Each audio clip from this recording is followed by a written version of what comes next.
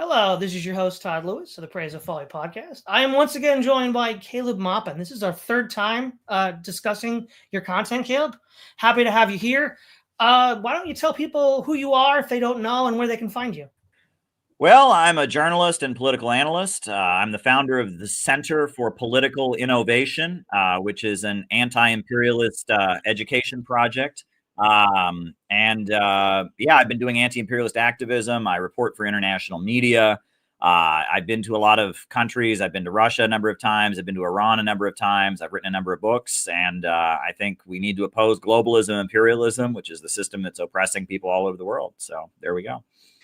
All right, so I think what is on most people's minds, Caleb, is you've stated publicly on Twitter and elsewhere that you're no longer identifying as a communist.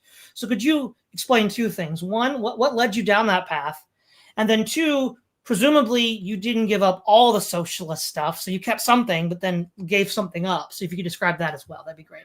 Well, let me just back up, and I guess this will be a bit of a long-winded answer, but for me, the whole reason I became a communist was because when I was growing up in Ohio in a small town in the 90s, it was common knowledge that socialism and communism never worked. They had failed everywhere it had ever been tried. It was unsuccessful. It just led to everyone starving and miserable. I was told communism is when everyone gets paid the exact same wage, no matter how hard they work, and it just never worked. And the Soviet Union, they were all starving and poor, and China was starving and poor, and so communism just didn't work. And I discovered at a young age basic economic data about how the Soviet Union had electrified the entire country, had invented space travel, had, wiped out illiteracy, and all the amazing economic achievements the Soviet Union had, particularly in the 1930s when the Western capitalist economy was crashing and burning.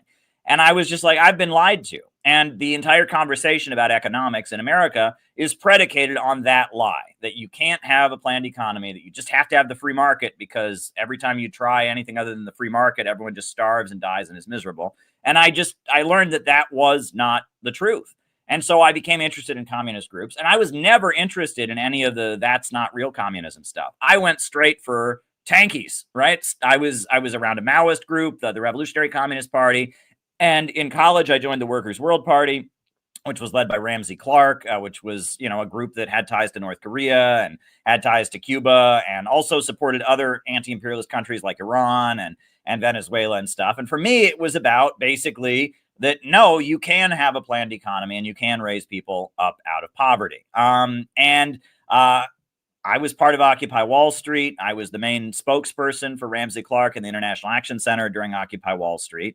And at the time that Occupy Wall Street was going on, the bombing of Libya took place. And that was a pivotal moment in my political development, because I looked at Libya and I saw a socialist society that had the highest life expectancy in Africa, that was building and had built the world's largest irrigation system, the Great Man-Made River. I saw people all over the African continent trying to get into Africa, to get into Libya, to try and get, the jobs that Gaddafi was offering to any African who showed up there. I heard about Gaddafi was building an independent African bank with its own, independent African currency.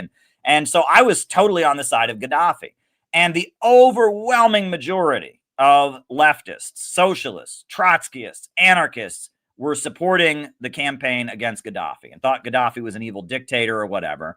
It was because Gaddafi wasn't pro-LGBT, which honestly, Libya was quite nice to LGBT people in comparison to like other places in that region. But because Gaddafi wrote some stuff they thought was sexist in his Green Book, because Gaddafi was considered a dictator or whatever, and because the protests against Gaddafi were framed as this woke protest human rights movement that was just like Occupy Wall Street, the overwhelming majority of leftists supported the overthrow of Gaddafi. I opposed it. And even the communist group I was in, the Workers' World Party, which technically supported Gaddafi, did so in a very weak and mild way. It was always, well, we don't think he's good, and and it was done in this very, very terrified way. So I went and read the Green Book by Gaddafi. And I read that book and I said, Libya is a socialist country, just like Cuba, just like North Korea. In fact, it's more of a socialist state-run economy than China is. I mean, it's a socialist country. And the answer I was given, Libya is not really a socialist country because they don't believe in Marxism, Leninism,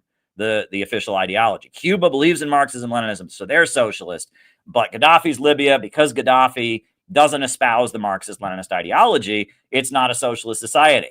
And I thought, well, that's ridiculous because, this is about material reality. And if the economy functions in a socialist way, it's socialist no matter what the leader says they believe. And so that was my first moment where I was just like, something's off.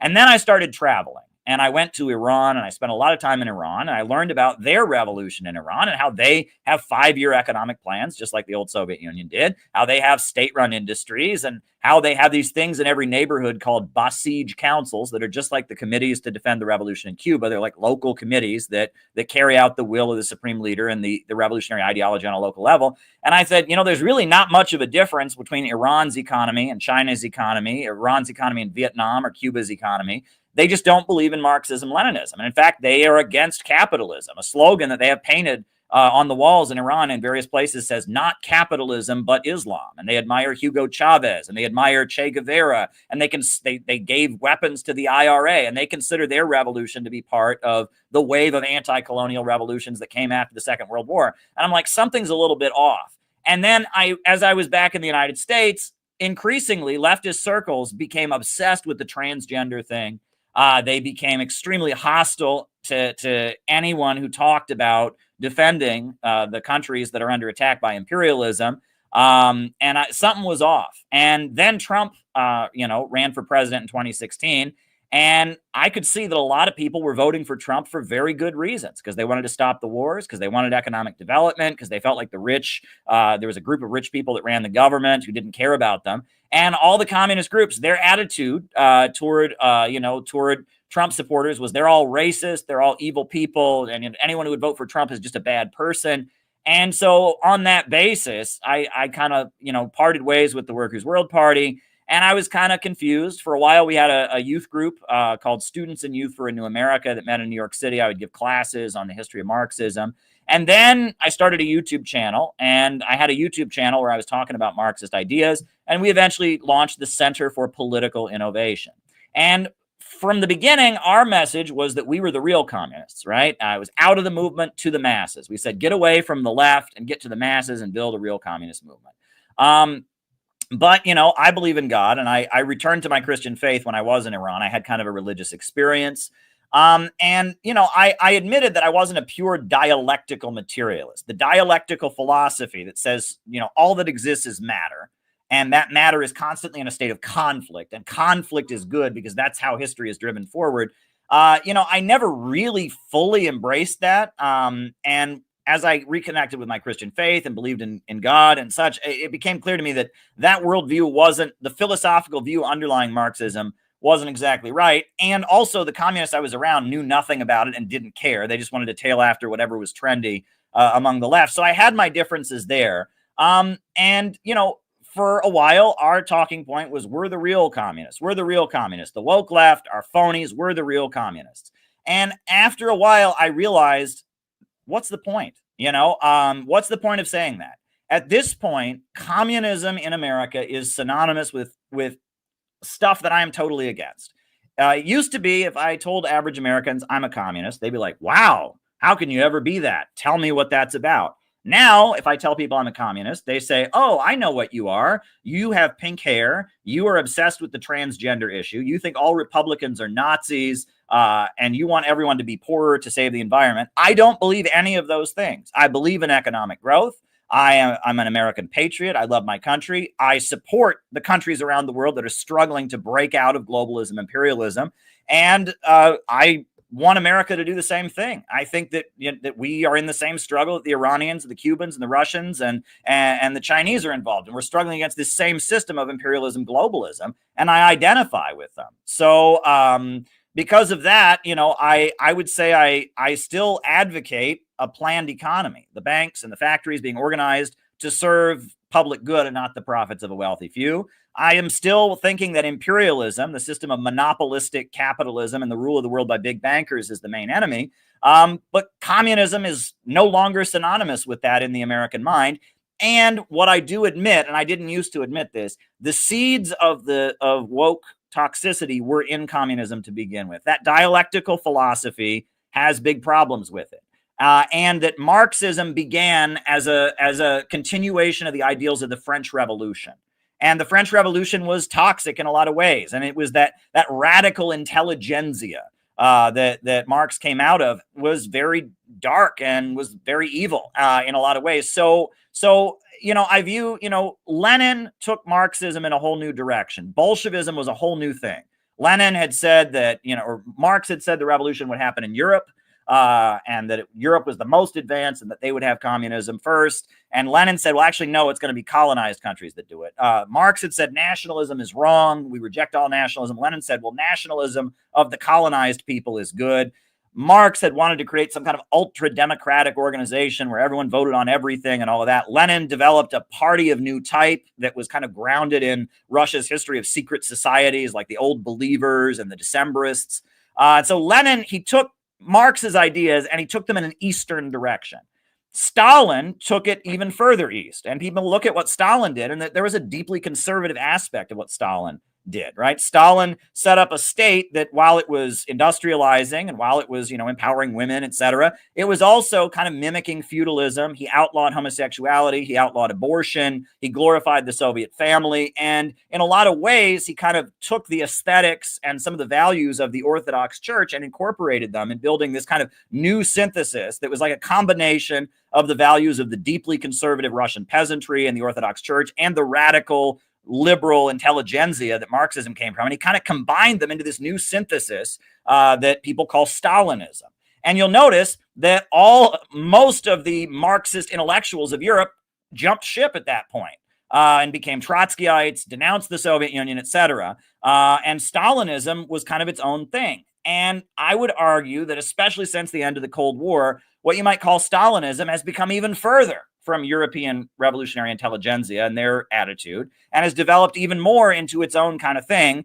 And that Marxism, or the left of the West, has just become more and more this destructive, toxic ideology, really kind of an aesthetic or a set of values that come out of the French Revolution that is really destructive and toxic. So I don't identify with the left anymore. I don't call myself a Marxist or a communist anymore because it doesn't connotate what I stand for. I stand with the people of the world against globalism, imperialism, and I think the American people need to follow their example and break our country out, and I'm a patriot because I want that. So at this point, I use the term innovationist because I believe in growth, and I believe that human beings have creative power that no other species has, and that it is human creativity and brilliance, that is the driving force of history. And so innovationism is kind of the new stage of anti-imperialism that the Center for Political Innovation is espousing at this time. Marxism is definitely there. It is something that is an influence on us, etc.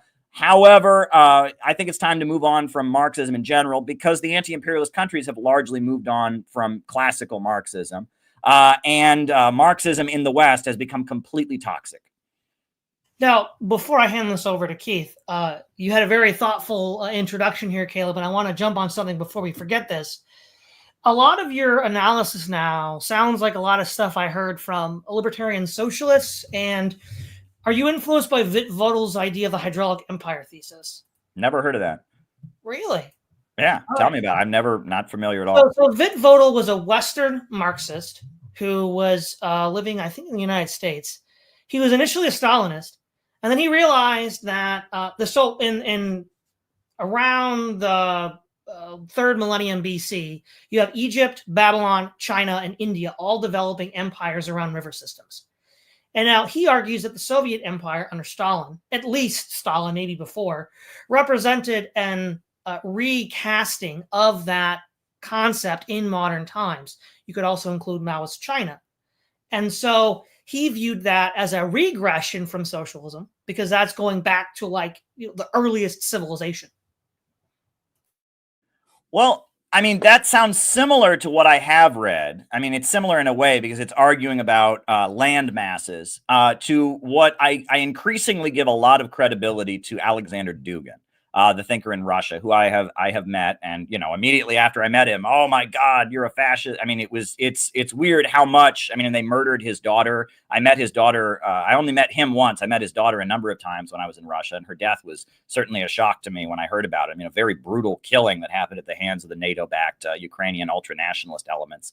And Alexander Dugin talks about civilizations of the land and civilizations of the sea. thalassocracy and tujurocracy, I believe, or turigocracy. And he argues that if you look at ancient empires that were based on the land, they had to develop, because in order to bring great land masses together on the land, you have to build roads, and you have to have some kind of development. Whereas sea-based empires, it's more like you just control the routes, right? You just have your ships and you make sure everyone has to go through you, and you control the trade routes. And so sea-based empires concentrate the wealth in mighty cities and hold back development, whereas land-based empires develop and bring regions together by raising living standards and increasing development. And that, like, the Chinese civilization was an empire of the land, the Russian Empire is an empire of the land, whereas the Roman Empire, and most specifically the British Empire, is an empire of the sea. And that empires of the sea are more collectivist, or empires of the land are more collectivist. Civilizations of the sea, empires of the sea, are more individualist, and that this is something that plays out. Increasingly, I tell people, Lenin's theory of imperialism was the first understanding of imperialism that I ever had. I studied Lenin's understanding of the export of capital and corporations spreading their tentacles across the planet, holding back development, finance capital and bankers becoming dominant over industry, carving out spheres of influence, the emergence of an international financial oligarchy. That's Lenin. But before Lenin, you had Henry Charles Carey in America, and he was an advisor to Abraham Lincoln, and he wrote about the American system versus the English system. And what he wrote about the English system is very similar to what Lenin wrote about imperialism. He describes the English system as dominating the trade routes, underworking the Hindu, and driving the rest of humanity down to his level. Malthusianism, he argues, depopulation. He argues all of that is the English system, and it's so English corporations can dominate the world by holding back development. And in opposition to that, he put forward the American system, which later, those were the economic ideas of Friedrich List, the kind of German nationalist who was kind of considered a rival of Marx, along with the socialist Eugen Düring, who Engels wrote his big book Anti-Düring against, right? And that they developed a socialism based on what they called the harmony of interests of a nation, as opposed to class struggle. But it was still kind of describing a similar thing, and they called out the English system. And when Lenin developed his theory of imperialism, he's kind of almost echoing what Henry Charles Carey and Friedrich List wrote about the English system. And then on top of that, I take Dugin's understanding of Eurasianism or continentalism versus Atlanticism. And I think all of them are pointing toward the same thing. We live under this empire that holds back development, that is trying to reduce the population in order to concentrate wealth into mighty cities, trading hubs, and they are trying to hold back human progress, and that's what we're against. And whether it's imperialism or the English system or Atlanticism, it's all basically the same thing. We can see this enemy, and we can see the forces around the world rising against it because they want development. All right, Keith, have we got any questions for Caleb? Yeah, there's a lot to discuss here. I remember a while back, Caleb, you were posting things on X or Twitter or whatever it was called at the time, talking about this kind of false pseudo-socialism that you see among these Western leftists who are really just basically radical liberals, or I don't even know how radical they are. But you were contrasting that with what you argued was true socialism, and you would give examples like the Chinese model, what they call socialism with Chinese characteristics. And you also talked about Gaddafi, Ba'athist socialism, Iranian Islamic socialism, Bolivarian socialism in South America, the Sandinistas. I think their slogan is what? Solidarity, Christianity, and socialism. All of these different kinds of models. But what I thought was interesting about that was that it reminded me of a couple of things from years ago.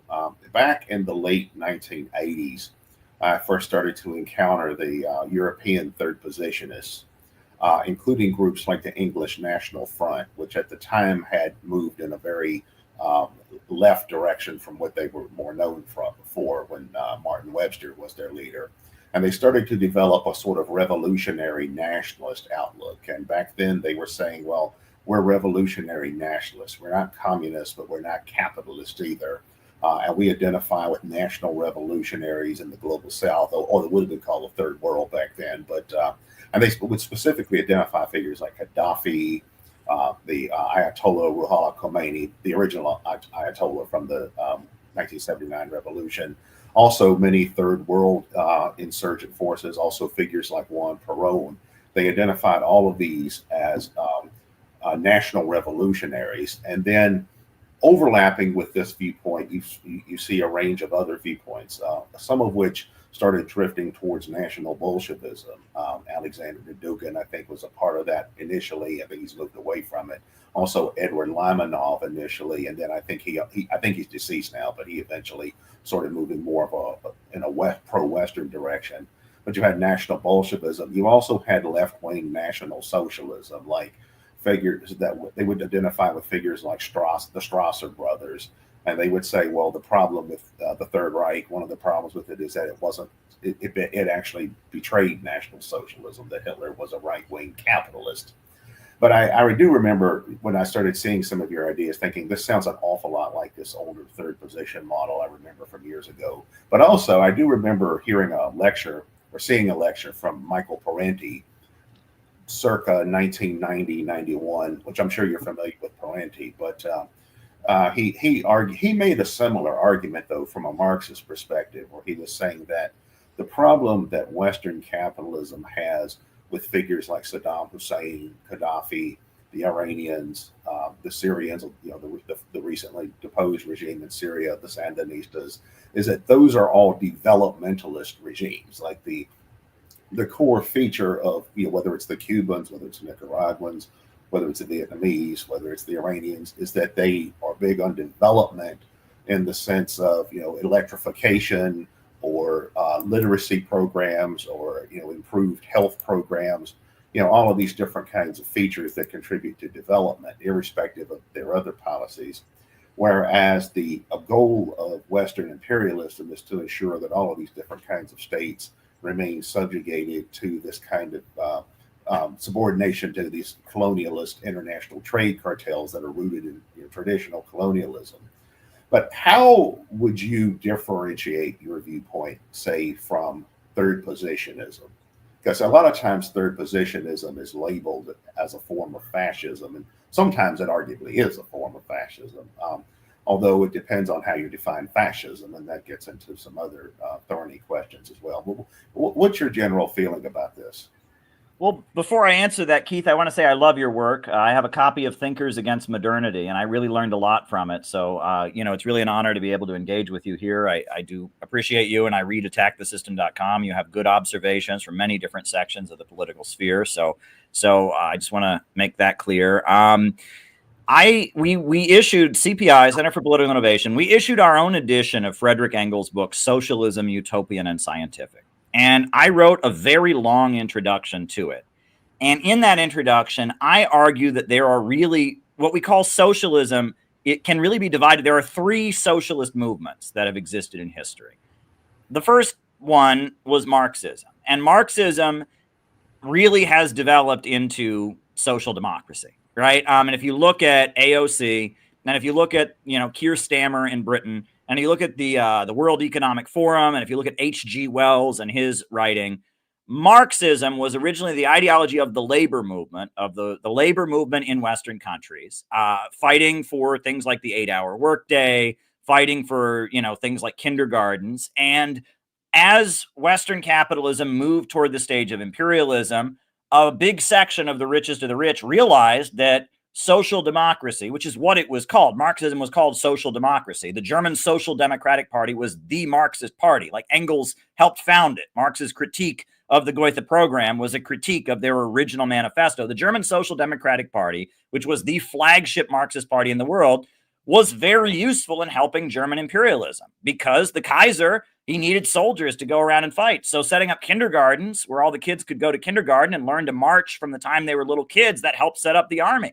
And that, the Kaiser in Germany, he created a national health service because he wanted his population to be strong so they could go out and build a mighty army. And he wanted to centralize the healthcare system for strategic reasons. And that social democracy turned into a mechanism for making Western countries more stable so the ultra corporations there could colonize the world, right? And that Western civilization would have fallen apart if you didn't have things like the 8-hour workday. And if you didn't have these things, Cecil Rhodes, who Zimbabwe used to be called Rhodesia, it was named after him.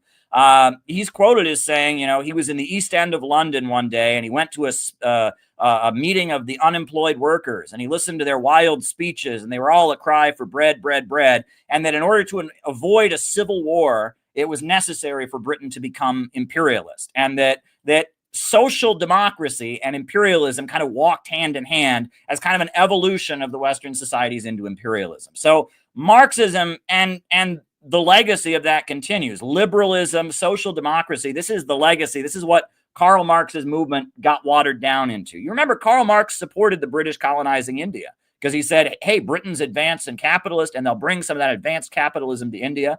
Karl Marx supported the USA seizing Texas from Mexico. And said that America was a more advanced country and they would bring their advanced country. And Engels disagreed with him and said, well, actually, it's the slave system that's being exported. And so, Engels and Marx disagreed about that. But Marx was very much of the belief that the West was the most advanced. Germany, Britain, France, they were the most advanced countries in the world, and that they were going to take over the whole world and create one global economy. And Marx did believe in free trade. He was opposed to any tariffs or any protectionism, and they were going to spread this great capitalist system all over the world, and that would create a working class, and then the workers would get more politically active, and that would lead to some kind of revolution. And social democracy kind of turned into a method for stabilizing capitalism. So that was the first socialist movement.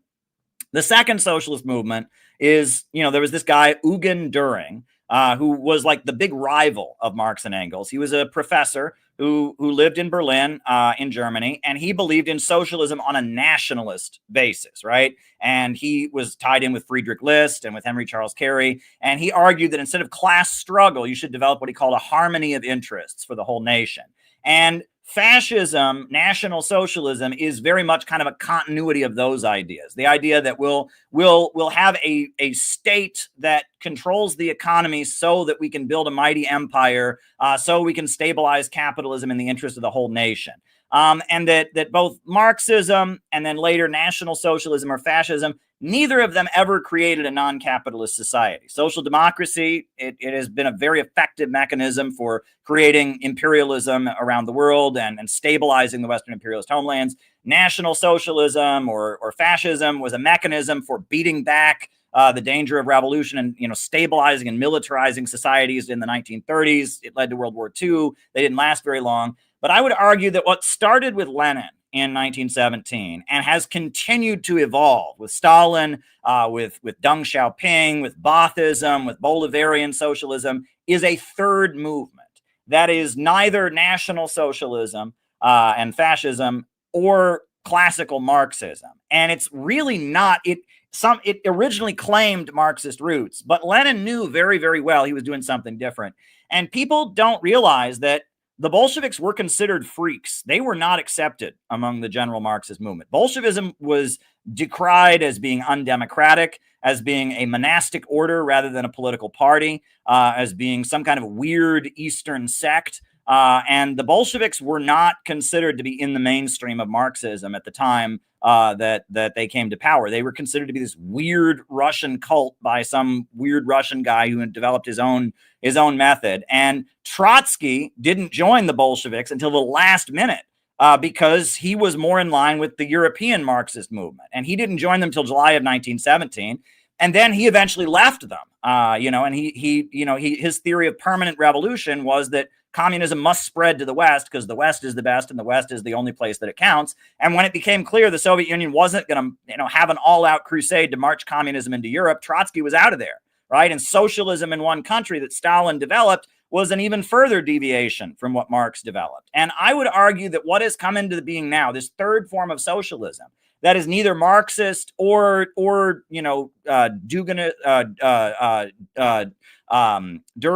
or nationalist. This new form that we can argue that Dugin has talked about the fourth political theory in China. They talk about socialism with Chinese characteristics. I don't know what it is, but it's new and it's exciting, and that is the future of the world. And what defines it is its pro-economic growth. It is about economic growth. These countries have been kept in poverty by the domination of Western corporations, and they want to grow, right? And that social democracy used to want that, but now social democracy, especially now, is really pushing degrowth. And fascism was always about degrowth. It was about, kind of creating a slave labor underclass, militarizing the economy to kind of reboot with degrowth, and that this third form of socialism, the essence of it is wanting economic development and wanting to raise living standards and increase productive forces, which is the urgent need of these countries. And that the way socialism came into the world, the only real socialism that we've seen, the only real non-capitalist economies we've ever seen, have come in the colonized world as a result of fighting against imperialism. Social democracy never created a non-capitalist society, and neither did fascism. It's only been this third form that has created it. And this third form needs to be understood as something new. And I believe it will come to the first world because, yes, there was a time where Western imperialism was kind of benefiting us here in America. We were bombing and destroying other countries and keeping them poor, but we got houses and cars and TV sets. And at least white Americans, we were doing okay. That's ancient history. And ultimately, we're battling against the same global system. And so, as far as I certainly don't view this as a continuity of fascism. I argued, I debated one of these guys, Cultured Thug, who's one of these guys, and he was saying he admired Mussolini and he admired Gaddafi. And I said, you can't do that because Gaddafi, his whole, onus was he comes out of the movement of Omar Mukhtar, right? The Libyan revolution was a fight against Italian fascism. The Italians colonized Libya and were brutally oppressing it. And Omar Mukhtar led an uprising of the Libyan people against it. And that was Gaddafi's hero. And he would wear a necklace with the face of Omar Mukhtar on it. And the essence of fascism, if you will, National Socialism, Italian fascism, it was always pro-imperialism and pro-colonization. It was Germany and Italy were imperialist countries that had been stripped of their colonies, that had been weakened, and they created this heavy-handed nationalistic militarist movement to restore their ability to be colonizers. And they openly stated that, and they had kind of romanticized the notion of empire. They wanted to restore the Roman Empire or create like a great German empire or something like that. And so it could never really be against imperialism because it strove to be imperialist. Whatever anti-capitalist or deeply conservative pretensions that it had, it was trying to kind of bring back the imagery and aesthetics of feudalism while at the same time trying to restore some kind of empire. So I don't see a continuity in what's happening around the world with fascism, though I will admit it's not really a continuity of classical Marxism either. It's something completely new, and we should speak of it in this sense. So I have a point I want to maybe recast to see what you think. So you're talking about this fourth, well, loosely we'll call it the fourth position Duginism, loosely. Now this is anachronistic, and I don't mean to make a one-to-one juxtaposition here, but I think you could actually argue that Wilhelmine Germany and the Marxist party there, the reformists under Bernstein, were actually the cutting edge of socialism at the time. And why I'm saying this is because we have Robert Engdahl's Oil Wars, where he talks about how Germany was internally developing Turkey to build railroads and, well, the Ottoman Empire at the time, and to exploit oil reserves, obviously for their own benefit, but also Turkey's. Britain didn't want to share. Britain wanted to blow up the whole Middle East to make sure that if I couldn't get the oil, nobody can, right? And so furthermore, it was the German banking system that was opposed to the sort of, Glass-Steagall type radical investment of England and America. The idea of Mittel Europa is sort of like a economic commons for Europe, which, most other countries, we forget this. In World War I, most other European countries were pro-German. Switzerland was pro-German. Denmark, Scandinavia, Sweden, and Norway were pro-German. Spain was pro-German. In fact, Spain was so pro-German in the past that's why the Franco-Prussian War happened. They were afraid they'd be surrounded again. So Napoleon III starts upping the ante here. And also, there was a documentary I watched, which I can't remember now, unfortunately, about U.S. labor history. And it compared the deaths per 100,000 on the job, workplace deaths in like 1900 or something. Germany had the lowest of all industrialized countries. They had the lowest on-the-job death, and America had the highest. And I'm like, well, okay, yeah, sure, there's the Wilhelmine Germany, there's the Junkers, but socialism has to come out of something. It has to come out of something. So I think one way to recast World War I is that Germany was targeted by the Atlantic powers because they perceived it as a nascent socialist threat. What would you say to that? I wouldn't agree with that it was a nascent socialist threat. I would argue that German imperialism was very late coming on the scene, and there was a very, very big and powerful labor movement in Germany. The Marxist party the German Social Democratic Party was like the flagship Marxist party. And so as they were an up and coming imperialist power, they had to make more concessions to the working class. And that also made them a more effective. I mean, they had kindergartens and public education in Germany before we had it in America. And you can read the articles in the American press where they're saying things to the effect of, geez, the Kaiser is giving all the kids military training in school. We need to do the same thing over here if we're going to beat him. There has been a long-standing rivalry between the European mainland and the British and Americans. And that is that World War I and World War II are that, right? It's that rivalry. The British and the Americans have long sought to exert dominance over the European mainland.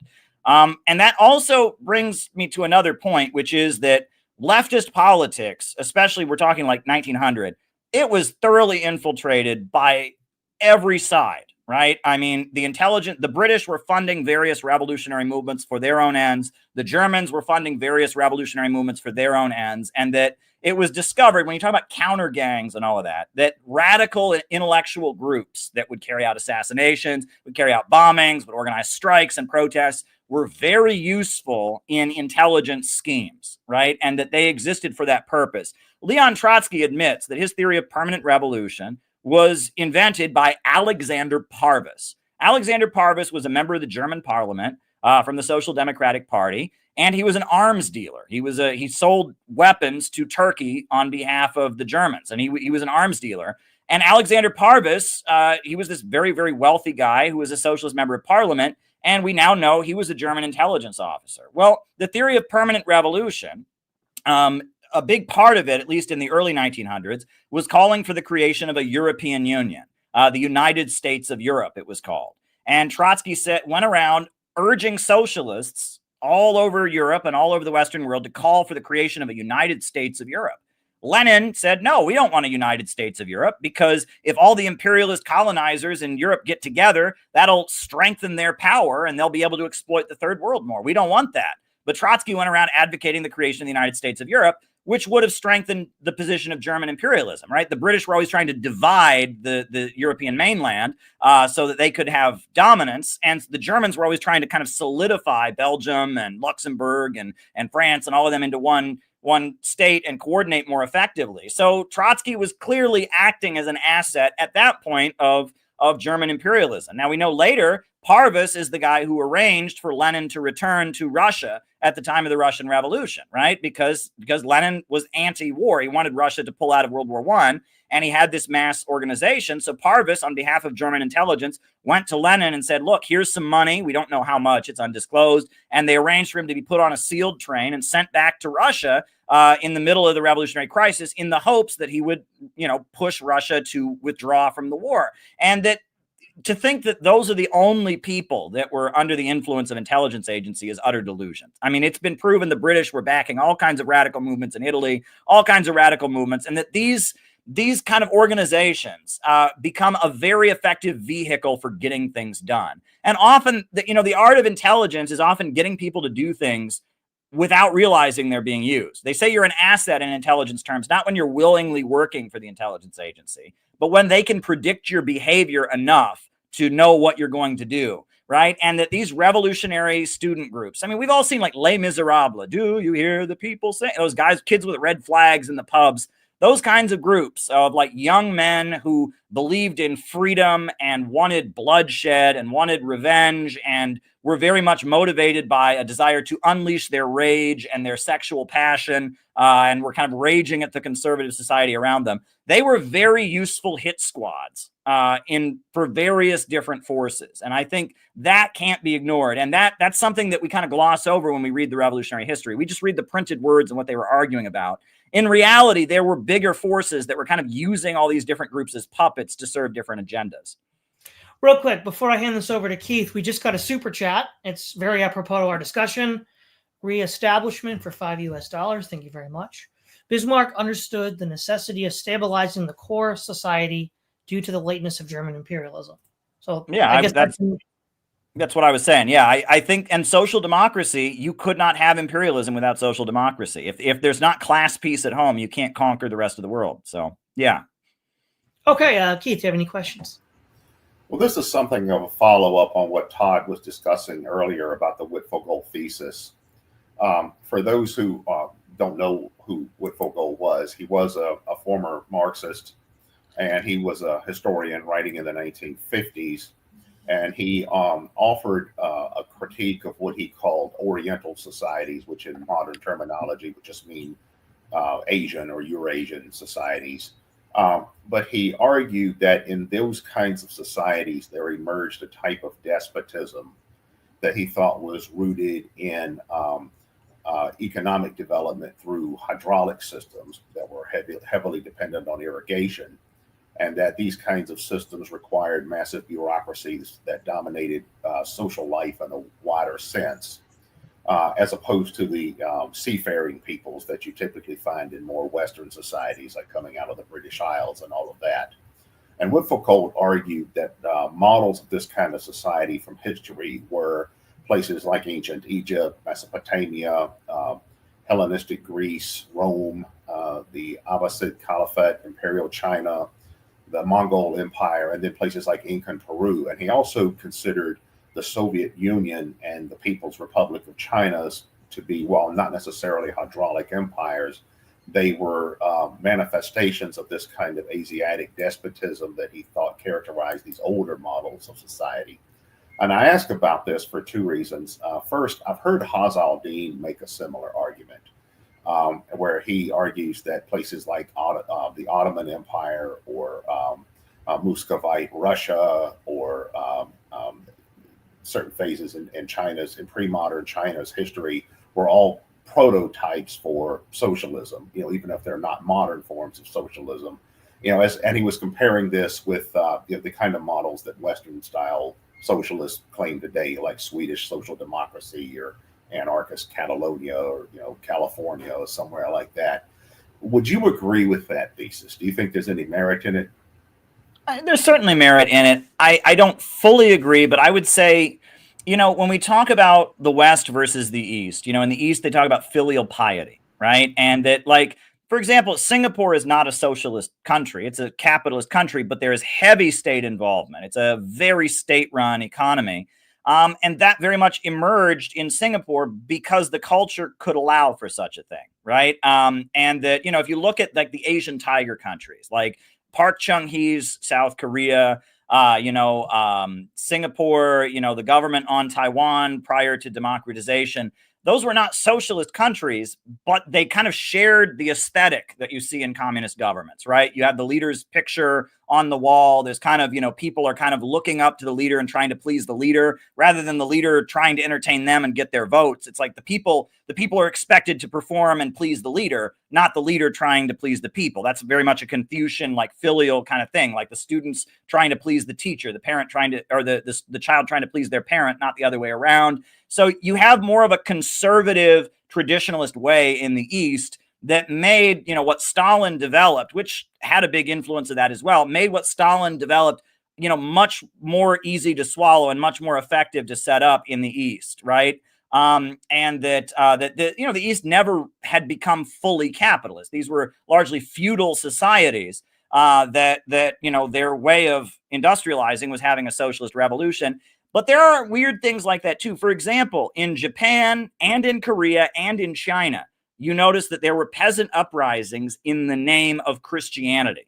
In Japan, I think it was like as soon as the Spanish missionaries showed up, you had this rebellion where the peasantry, they read the Bible and they're like, oh, the last shall be first, the first shall be last. And then all of a sudden the peasants were rising up in Japan and killing their landlords in the name of Christianity.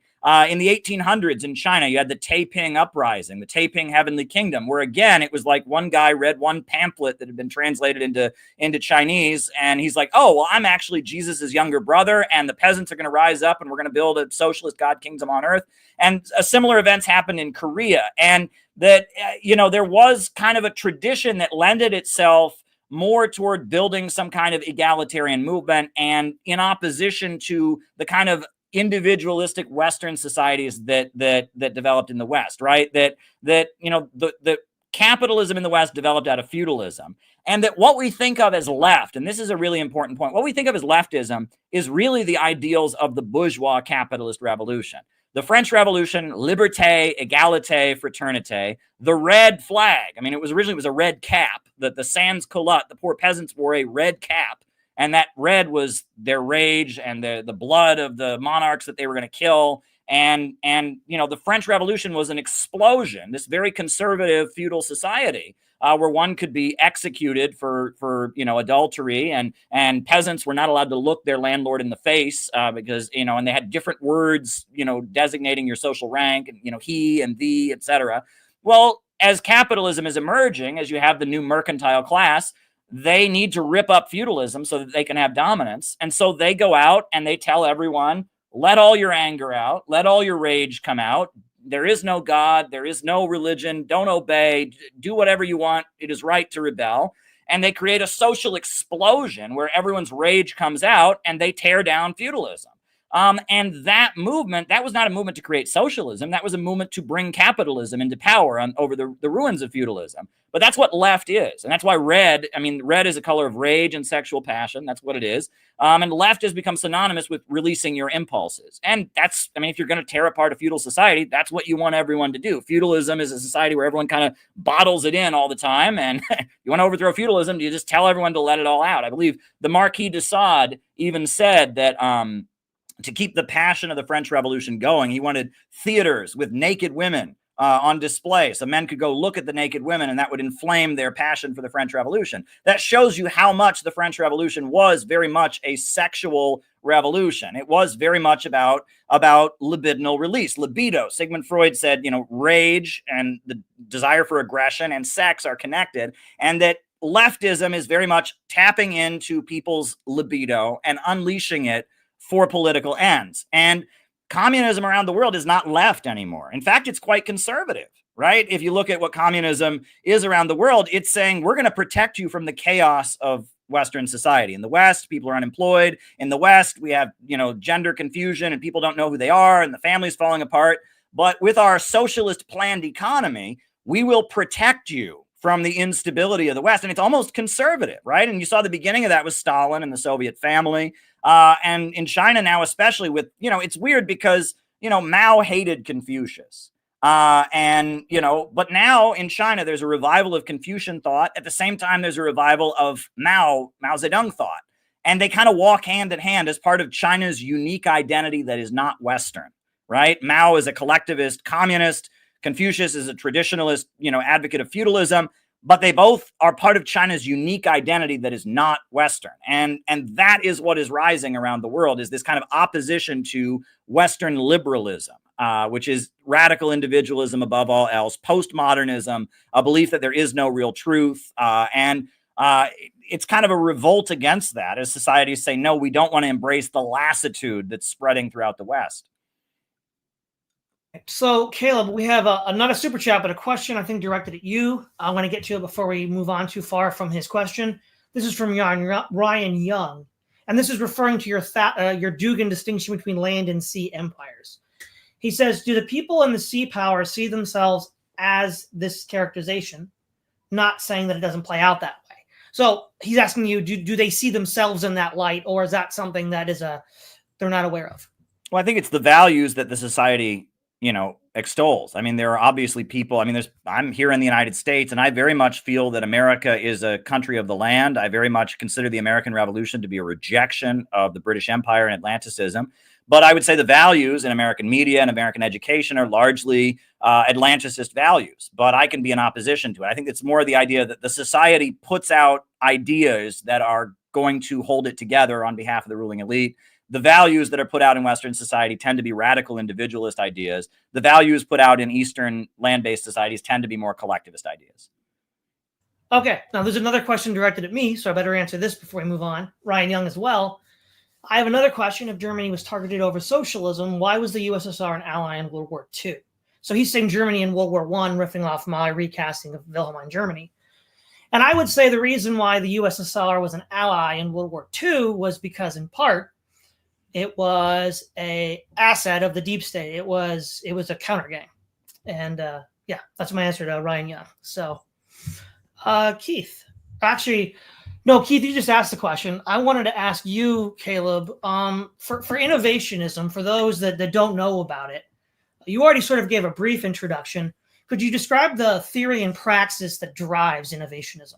Okay, well, the main thing is that, if you read Marx, right, Marx refers to human beings as being an animal because that was the way people talked. And Marx, had correspondence with Charles Darwin, and they were rejecting any form of spirituality. They were hard materialists. Man was just another animal. But there's a very important essay that Frederick Engels wrote called The Role of Labor in the Transition from Ape to Man. And in that essay, Frederick Engels points out that human beings are unlike any other species because all other species simply interact with their environment, but human beings master their environment and force the environment to serve them, and that human labor power is about mastering the environment. And the whole history of human civilization, we have been reinventing our relationship with nature constantly in order to have a longer life expectancy, in order to increase our population, in order to have a more comfortable life. And we are constantly reinventing our relationship with nature. We're constantly innovating. And Marx touches on this. And his understanding of historical materialism is like, first you have hunter-gatherer civilization, eventually you have slavery, eventually you have feudalism, and then feudalism gives rise to industrial capitalism, which gives rise to imperialism, eventually socialism and communism. So he's understanding that that's the nature of humanity. But his focus is on the struggle between the industrial factory worker and the industrial factory owner. Well, nowadays, we live in a world where artificial intelligence is very rapidly eliminating human labor, right? Human labor has less and less of a role at the assembly line. Workers are more and more alienated from each other. Meanwhile, what Marx wrote about the contradiction between, what really, and this is the essence of what Marx wrote about. If you read, Capital, if you read The Poverty of Philosophy, he was talking about capitalism is the only system in history that has created poverty caused by abundance, right? Never before have people been homeless because there are too many houses. Never before have people been hungry because there's too much food. Capitalism creates a situation where the more wealth that is created, the poorer people get. And great technological advances make the problem worse because, self-driving cars should be a great thing. It should be great to have self-driving cars. But in our society, it would lead to millions of unemployed truck drivers, millions of unemployed Uber drivers, millions of unemployed state highway patrolmen and traffic court employees.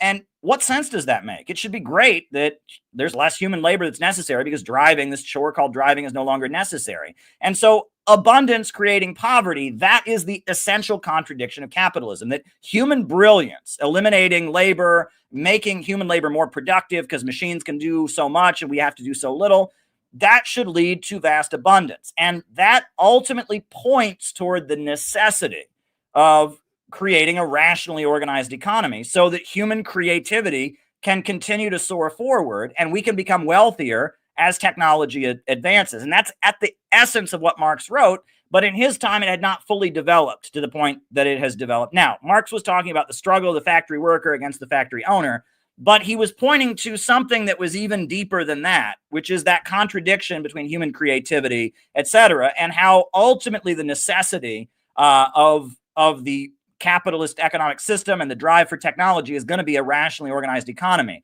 That's the ultimate conclusion. Now, Nelson Peary, who was the leader of the Communist Labor Party, and eventually formed the League of Revolutionaries for a New America, he wrote a very, very good book before he died, which I really recommend to people. It's called The Future is Up to Us. And in this book, he points out that the worker and the factory owner, they are both part of capitalism.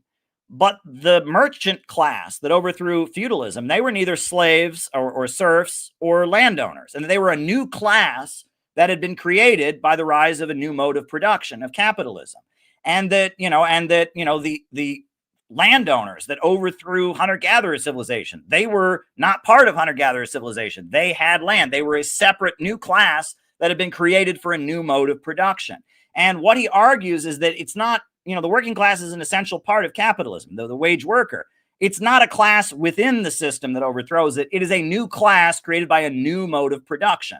And what Nelson Peary argues is that capitalism, through the computer revolution, through artificial intelligence, is creating what he calls the new class of almost permanently unemployed workers that are almost like gig economy workers who are struggling every day to survive and are kind of small business owners. You know, they work, they set their own hours, and they kind of have to use their creativity and their innovation to figure out how they can hustle as much money from Uber or from Amazon or whoever in order to get by. That new class that has been created that really doesn't have a place in capitalism is kind of fighting every day to just have enough. They're not lumpen. They're not criminal elements that are leeching off their own class. They're like fighting to just get enough to survive as they've kind of been cast out of the means of production. That new class, the precariat is what other people have come to call it.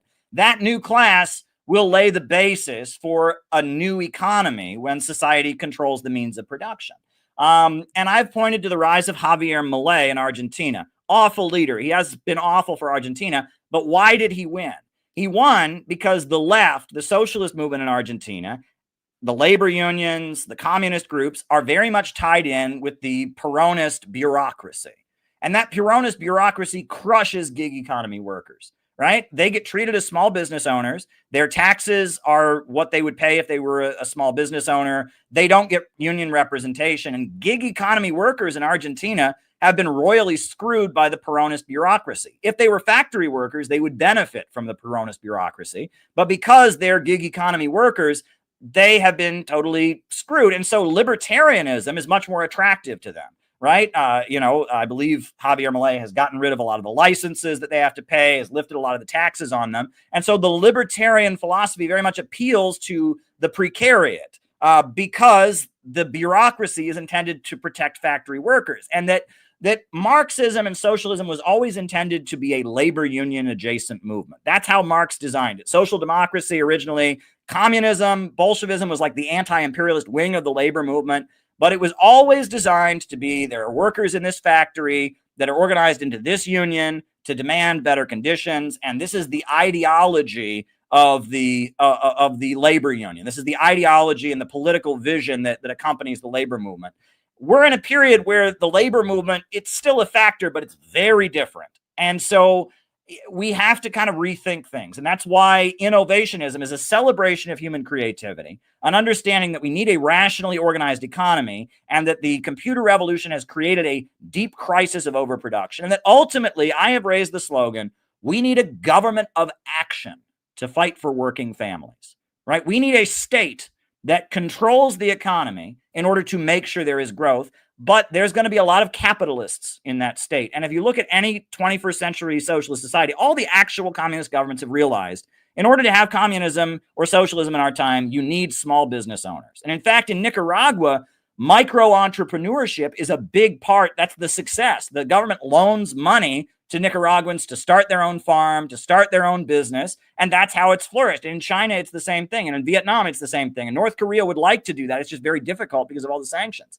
Right? Capitalism is an essential part of 21st century socialism. It's just controlled. It's not capitalism in the sense that profits are in command, but having a market sector and having innovators, people that are entrepreneurs with new ideas that go out and invent things, having consumers vote with their dollars on things. That's a part of the 21st century pro-growth, state-planned economies that are emerging, right? So by calling us innovationists, we're making clear we are not anti-growth. We're not opposed to creativity. We're not trying to, impose some kind of bureaucracy on working people. We want a state that controls the major centers of economic power to enable people to go out and innovate and be creative and build a new, beautiful world with their minds and with their creative power, right? It's a different kind of relationship. We need a state that is actively investing in the population and sees human labor power as the source of all wealth, and human creativity as something that needs to be nurtured and promoted at all costs.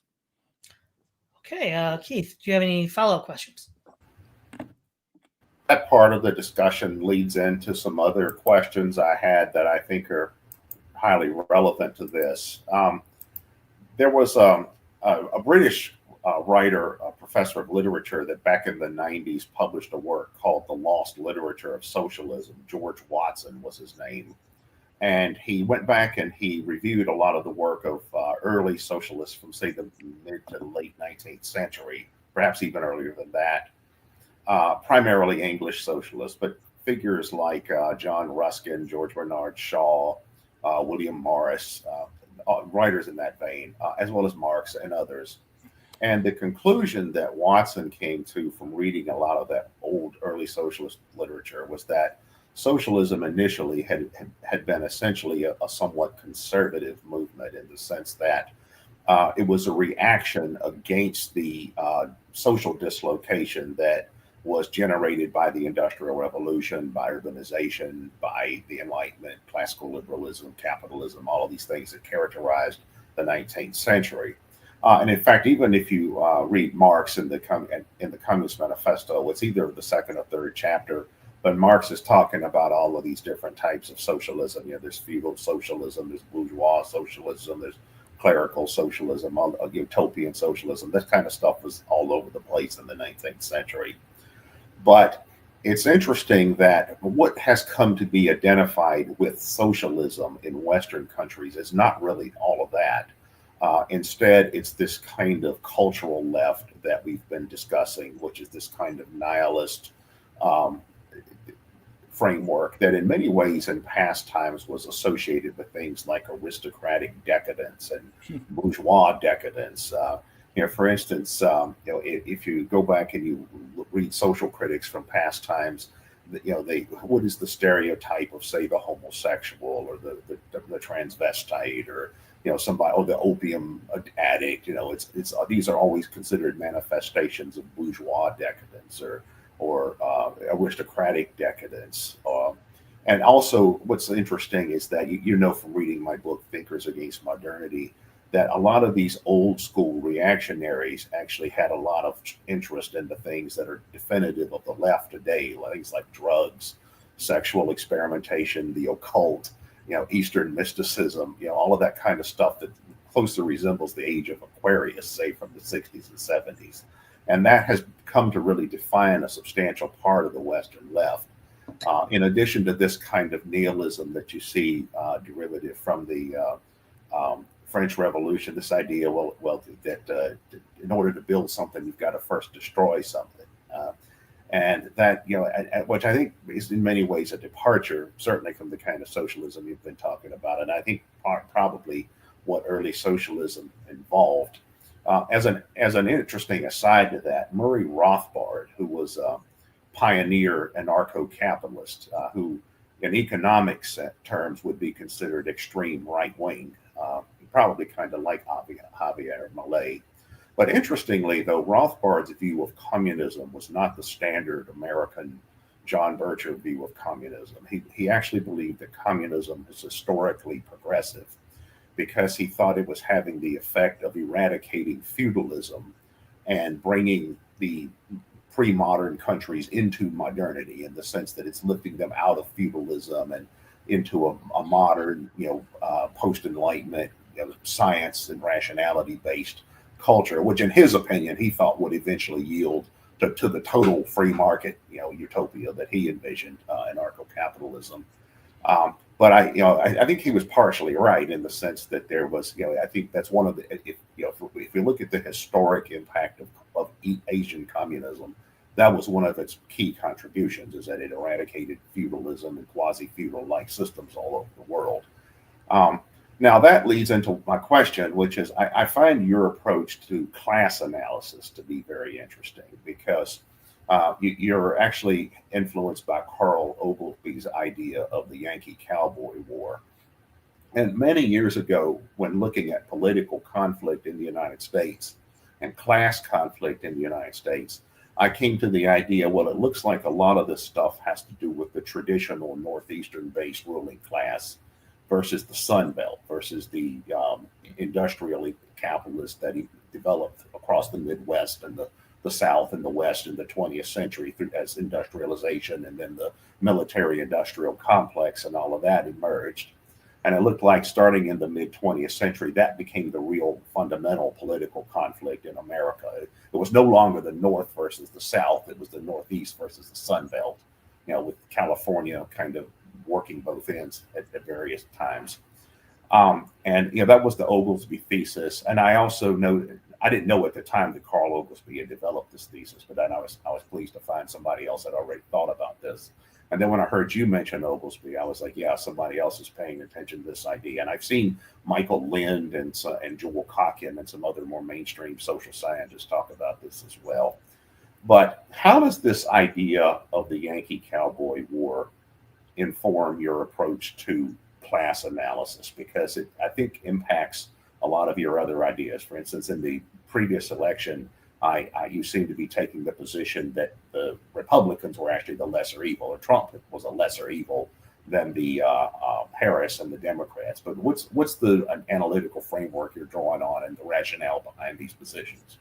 Well, it's interesting because I've been thinking about this for a long time. In around the time of the 2008 financial crash, that's when I really started to understand the economics of capitalism. Fred Goldstein wrote a book called Low Wage Capitalism and went on a speaking tour, and I studied that book, and I studied Engels, and I studied William C. Foster and his big histories. And the more I read about the Russian Revolution, about the Chinese Revolution, and even about the civil rights movement and about the 1930s and the rise of Roosevelt and the labor movement, the more I realized that the precursor to any big revolutionary movement, whether it's successful or not, has always been a divide in the ruling class, right? It's been a division in the ruling class. Roosevelt was fighting with the National Association of Manufacturers. That caused him to align himself with the labor unions and, et cetera. The civil rights movement was supported by like the northern wing of the Democratic Party, the Kennedy family. And there was a division over how to address the issue of Jim Crow because the Soviet Union was using it against the United States. The Russian Revolution, there was a difference within the ruling class. Firstly, because the Tsar was viewed as incompetent. He was losing the war. Secondly, whether they should stay in the war at all. There was a big section of the Russian ruling class that wanted to do business with Germany and didn't consider Germany its enemy. And that divisions in the ruling class kind of create the openings through which genuine revolutionary movements emerge. And I immediately pointed this out. And when I pointed this out inside the Workers' World Party, they said, that's heresy. That's Popular Front revisionism. No, that's Stalinist. Trotsky said that's wrong. That was met with utter revulsion. And then I saw how the Tea Party emerged against Barack Obama and how, Barack Obama was being embraced by the bulk of the American ruling class. But there were certain factions in the ruling class, like the Koch brothers and others, that fought him vehemently. And I said, there's some kind of disagreement in the ruling class. And I even wrote an internal document in the Workers' World Party. And I was accused of anti-Semitism, which was weird because I don't think the document ever mentioned the Jews. But immediately I was accused. They said, well, that idea that there's some division in the ruling class or whatever, that's anti-Semitism. And I thought, that's weird. But at the time, though, somebody said, you really ought to go read The Yankee and Cowboy War by Carl Oglesby because he made a similar argument. And I didn't really pick it up at that point. And then I came across, the Lyndon LaRouche movement. And I guess he went by Lynn Marcus, right? And you wouldn't know this now, but they were originally a Marxist group. It says that on their Wikipedia page, and that history is there. But Lyndon LaRouche originally went by the name Lynn Marcus. And he was a Trotskyite communist in New York City. And he kind of developed an interesting thesis. He was a shoe salesman. He was in the shoe industry, an advertising consultant. And he was somebody who was was a Trotskyite communist, but he spent a lot of time in these kind of middle-class business circles. And he clearly studied a lot of the literature of the John Birch Society and the old right. And, if you read some of the memoirs, I read a lot of memoirs of people who knew Lyndon LaRouche when he was still calling himself a Marxist. They said Lyndon LaRouche came to the conclusion that the liberals were the main danger and argued that the kind of capitalists who were supporting the John Birch Society, the old right, they were progressive in opposition to the Ford Foundation, in opposition to the Rockefellers and others, because they believed in economic growth, and that the funding for the new left from the Rockefeller think tanks, from the Ford Foundation, from the CIA with their Congress for Cultural Freedom program was being used to promote Malthusian economics, and that the new left was embracing Malthusianism, and that Malthusianism was the most reactionary capitalist ideology, which is what Marx thought. If you read Theories of Surplus Value, Marx makes it clear he thought Malthusianism was the biggest danger. It was the most evil form of economics. And so Lyndon LaRouche started saying the new left, they're being funded by the Malthusian ultra-rich to kind of beat back the John Birch Society and Barry Goldwater. So that's not good. And so he came to that conclusion. And that led Lyndon LaRouche to take positions that put him on the opposite side of the picket line with the leftist groups. For example, there was a teachers' strike in New York City, I think in 1968. And it was the black nationalists had called for community control of schools in Harlem. They wanted black nationalist curriculum and such. And the New York City Teachers Union, the majority of teachers at the time were white, they didn't want that. They didn't agree with that. And so they went on strike against it. And the Weathermen and the Workers' World Party and all the communist groups went and attacked the teachers union with baseball bats and got into fights with the teachers union because they said they were racist. Well, Lyndon LaRouche and his group defended the teachers union. And they argued that the Ford Foundation was funding these black nationalists to privatize education and, break apart the working class in New York City on a racial basis. And so he was on the opposite side. And because Lyndon LaRouche saw Malthusianism as the main threat and not conservatives and not right-wingers, he increasingly was at odds with the new left and increasingly became focused on how the new left was funded by American intelligence and funded by that. And eventually, we know Lyndon LaRouche, he eventually denounced Marxism. He embraced American economics, Friedrich List, and all of that. But Lyndon LaRouche is an interesting case because he was pointing to a certain reality. And that, for example, in the 80s, one of the main things that leftists and communists did is they went around opposing nuclear power. And at the beginning of that, the Communist Party said, whoa, there's nothing inherently wrong with nuclear power. We believe in science. Maybe we don't trust capitalist corporations with public safety, but the idea that splitting an atom is playing God and it's somehow bad, we don't think that. But after a couple of years, the Communist Party gave in and joined the movement against nuclear energy. I was in the Workers' World Party for years, and they've done a lot to cover up the fact that Sam Marcy, their founder, always insisted they never say they were against nuclear power. They said they're against capitalist corporations and they're against the military-industrial complex and that nuclear power in the United States is tied in with the nuclear. And so they joined the anti-nuclear protest, but they always said technically we're not against nuclear power, right? And that Marxism, you can't be against nuclear power if you believe in science, if you believe in historical progress. You can question the military corporations that you can't really be against nuclear power. You certainly cannot embrace Malthusianism and the concept of overpopulation, because that's something Marx spent much of his life vehemently crusading against. But the new left kind of became a vehicle for the Malthusian ultra-rich, whereas the old right was always just kind of the voice of the lower level capitalists who just wanted to make money and felt that they were being persecuted by the ultra-rich and considered communism to be some kind of conspiracy by Wall Street. If you read the John Birch Society and the stuff that they publish, the old right, they think communism is a conspiracy by Wall Street to restrict their profits. And maybe it didn't start out that way, but if you look at the new left, I mean, if you look at wokeism today, brought to you by, Lockheed Martin, it's very much that. I think Lyndon LaRouche was very much ahead of his time. It wasn't as clear in his day because the left was more friendly to the Soviet Union and was less hawkish back then. Now the left is more hawkish.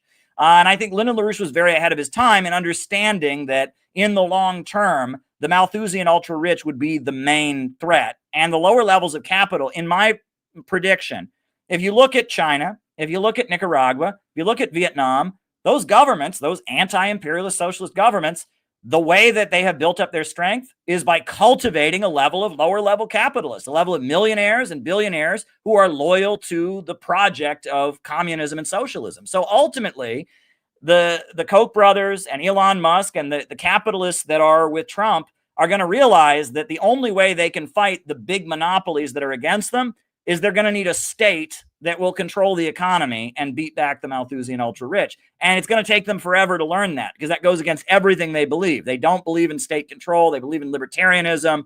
They believe if we can just get the government out, everything will be fine. It's going to be a long, hard struggle for them to realize that. But that's what the third world capitalists have realized. Capitalists that are developing in the third world in competition with the first world have realized the only way they have a chance is if they have a popular government to back them up, and that government is mobilizing the working class to have their back. That's what the rich people in America that believe in economic growth and don't like the World Economic Forum and don't like globalism, they're going to have to realize the only chance they ultimately have at getting economic growth and making America a strong economy again, making America great again, they're going to need a popular government that mobilizes the working class to beat back the power of the ultra-rich. And it's going to be very hard for them to learn that, but they're going to have to learn that eventually, and they're going to learn it through the course of struggle. All right, so before I ask anyone a question, there's another interesting comment in the chat by Waba Cohen. In Praise of Folly was a good book by Erasmus. That's where I got the title for the show. The Dutch communists really liked it and promoted it. People should read it. They should. That's why I wanted to read the quote. But my question for you, Caleb, is could you explain your new book, The Killing of Brian Thompson, and the danger of the years of lead, and also explain what the years of lead are? All right, so I'll start out with the second question. In Italy, from the 1960s to the 1980s, there was a wave of political violence.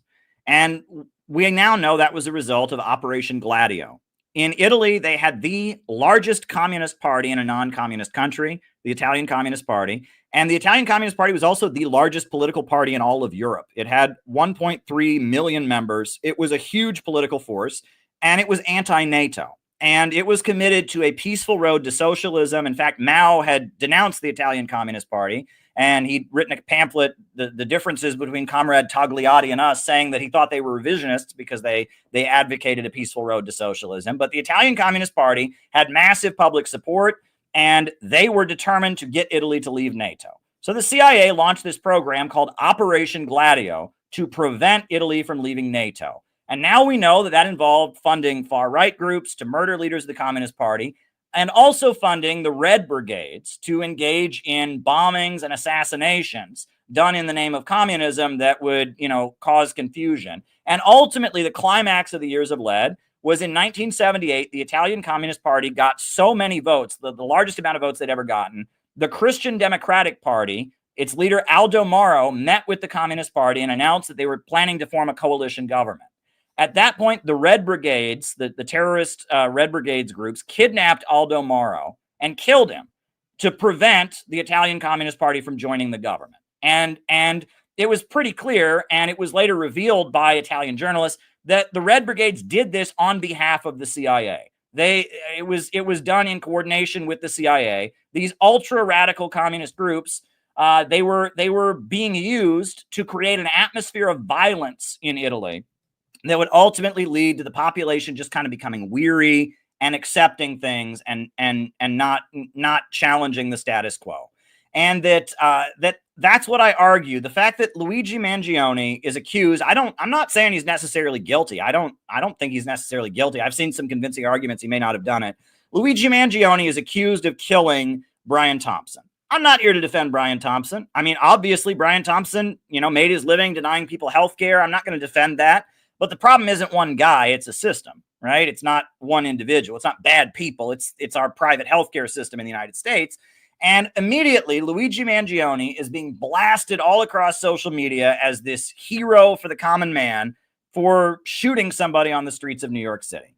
And I argue that this is because Trump won the election, because the population is strongly opposed to the way the country is going, that similar to Operation Gladio, the U.S. deep state is trying to foment a wave of political violence that will result in, getting people out of politics. People don't want to get shot. People don't want to get killed. It'll result in making politics very confusing, because that's what happened. Originally, it was the Italian Communist Party versus NATO. And then it became the Italian Communist Party versus the fascists. And then the Italian Communist Party versus the Red Brigades. And the Red Brigades versus the fascists, and the fascists versus NATO. And it got so confusing, right, that people are like, they didn't know what was going on. And the killing was very brutal. At least 428 people lost their lives, but hundreds more were crippled for life. I mean, the Red Brigades, one of their tactics is they would shoot people in their legs to cripple them for life, from the mafia's tradition of kneecapping people. And the Italian fascist groups also killed people. And generally, people didn't want to get involved in politics because if you piss somebody off, you might get shot. And so even though the population was ready to leave NATO and was voting for communism, after a while, there were so many bombings and so many killings, the population had just kind of had it, and they accepted NATO. And that's very similar to what happened in Northern Ireland, the way the provisional IRA was defeated in the 70s and 80s. It's very similar to what happened in Jamaica. in the 70s and 80s as well. The way, Michael Manley was this popular socialist leader who admired Fidel Castro, who was going to try to take Jamaica in an anti-imperialist direction. And the CIA fomented all kinds of crazy gang warfare, and people stayed out of politics and got weary. And I argue that the same thing is happening. Right now, the American people just aren't willing to accept the dropping living standards and the wars around the world and the stripping of our civil liberties. And we're just not going to be convinced to accept it. So the strategy is to make politics so confusing, make it so dangerous, and make it so violent that people just kind of say, okay, I don't want to get shot, and it doesn't make any sense to me, and they just kind of drop out of it. Luigi Mangione is being celebrated because they're trying to psych up a section of the woke left to support terrorism and killing. That's what I argue is the case, and they want to escalate to violence as a method of, getting the population depoliticized in the long term. That's what I think is going on, and that's the argument that I make in the book. They've already cultivated the woke left to think that, if you don't agree with the transgender thing, or if you disagree with something that they believe in, it's okay to get you fired from your job. It's okay to destroy your reputation and demand that all your friends denounce you. It looks to me like they're taking it to another level. They're psyching up the woke left to say, if you disagree with somebody, it's okay to kill them, right? And that's very, very frightening. But I think it's probably the only hope that they have. And this happened during the first Trump administration.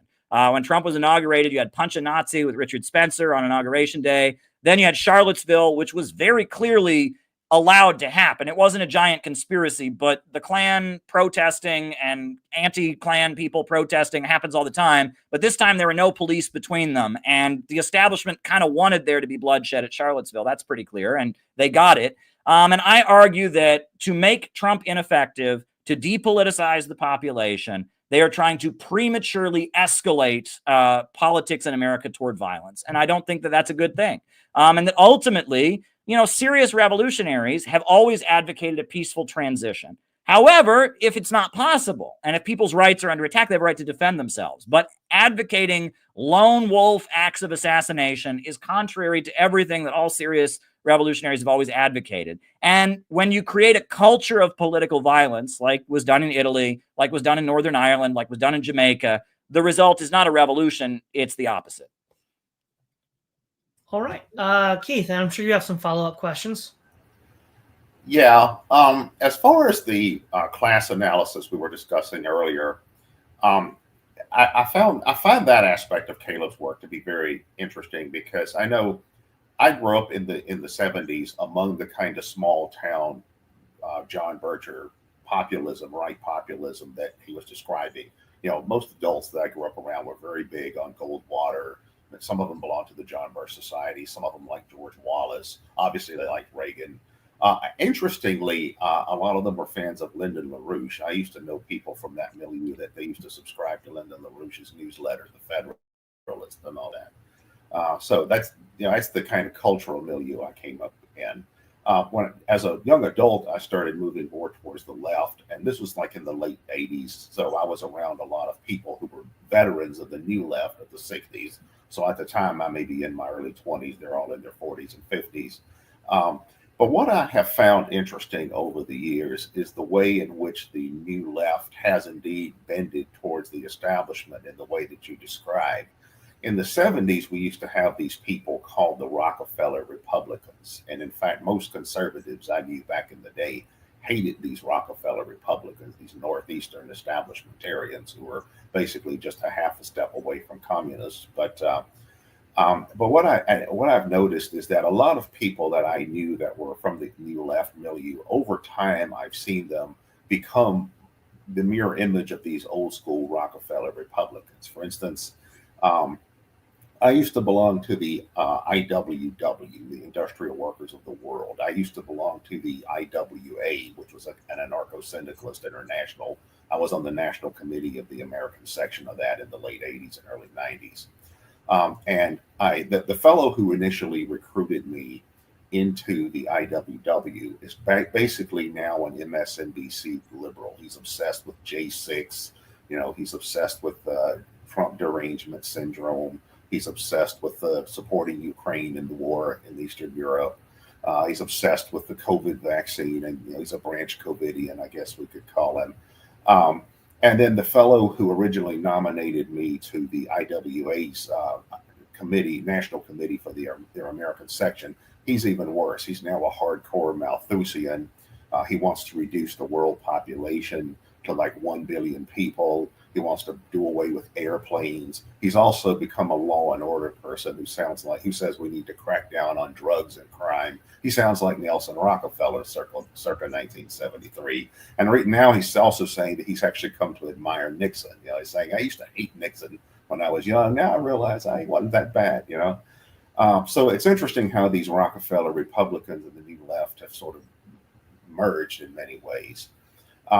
But that gets to my actual question, which I know I've heard you discuss the possibility of a Bonapartism, and you see the liberal wing of the ruling class as being the primary threat as far as an American Bonapartism, a kind of authoritarian effort by capitalists to consolidate their position and by, you know, ironing out, you know, either class conflict or divisions within the ruling class.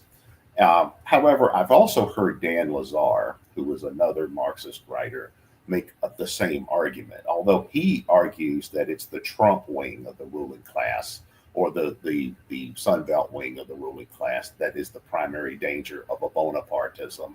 And, you know, some of the arguments for that are things like the way in which the Trump has gotten the support of some of the tech oligarchs like Musk, and how some of these people are influenced by guys like Curtis Yarvin and these neo-reactionaries who sort of idealize feudatories like the United Arab Emirates and some of the Gulf states, Kuwait, and all that kind of stuff, these kinds of traditionalist monarchical type of societies. And also how the right is cultivating some of these kind of socially reactionary elements, like certainly the ultra Zionists, some of these low church evangelicals, these know nothing nativists, which is very much part of the American tradition, obviously, and also the paranoid, conspiracy, what Richard Hofstadter called the paranoid style conspiracy types, like the Alex Jones types. And Lazare, I think, argues that is the real danger of an American fascism or a Bonapartism, even if not outright fascism. Where would you disagree with Lazare? Because I've always wanted to hear you and Lazare debate this question, because you both make a similar argument, but you identify different sectors of the ruling class as the primary threat. Well, I guess I want to first off make clear that I don't think Bonapartism is necessarily bad. Bonapartism is it's a phenomenon that when capitalism enters a long-term crisis, factions in the ruling class battle for power, and they use the state to suppress each other and take dramatic action to try and stabilize the economy. Roosevelt was a Bonapartist who enacted all kinds of progressive legislation. Hitler was a Bonapartist who crushed the labor unions and set up a network of concentration camps. Both of them represented one faction of their country's ruling class, and they violently suppressed other sections of the ruling class in order to stabilize society. And that's what Bonapartism is.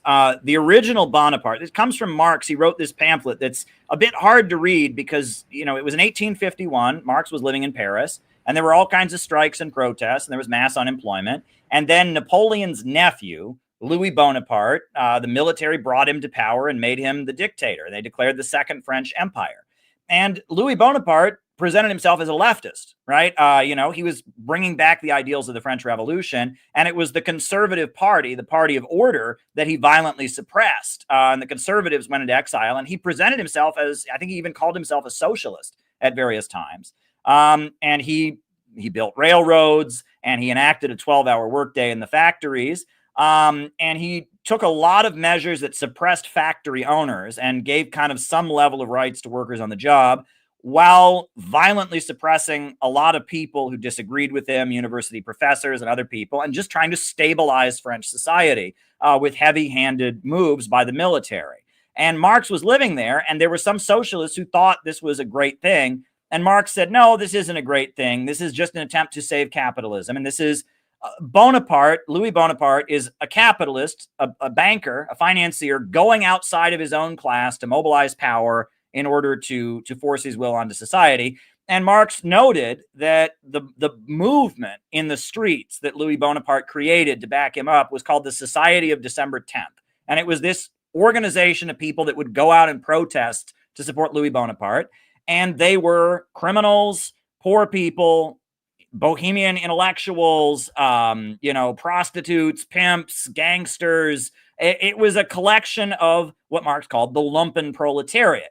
And Marx said we need a mass movement of wage earners, wealth-producing people, like ordinary people who just work to pay their bills, who go on strike. And this is a movement of people that kind of leech off of society, right? That are just kind of desperately poor people who will work for whoever's paying them. That is just kind of the mob that Louis Bonaparte is using to like force his will onto society.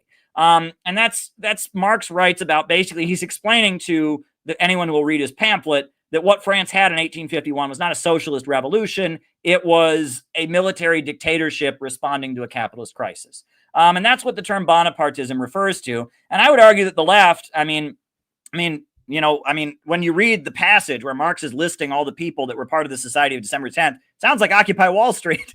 It just sounds like every hippie, every weird artist, every criminal, every primp, every prostitute, they all just kind of gathered in one place into this weird mass of people that are, being kind of directed to serve one end of the ruling class covertly. Someone in the chat says the rent-a-mob of George Soros. That's basically what Louis Bonaparte was doing. But it was effective, right? It created the impression that there was mass public support for him to set the stage for his military coup. That's what Bonapartism is. And you can have Bonapartist governments that do very reactionary things. You can have Bonapartist governments that do very good things. But the essence of it is trying to stabilize capitalism with heavy-handed state repression and suppression of one faction of the capitalist class by another. And I think both sections of the ruling class, the Trump wing and the anti-Trump wing and everything in between, have the potential to do that. And that Bonapartism, divisions in the ruling class, ultimately opens the door to a revolution, right? Like I said, every revolution begins as a fight within the ruling class. So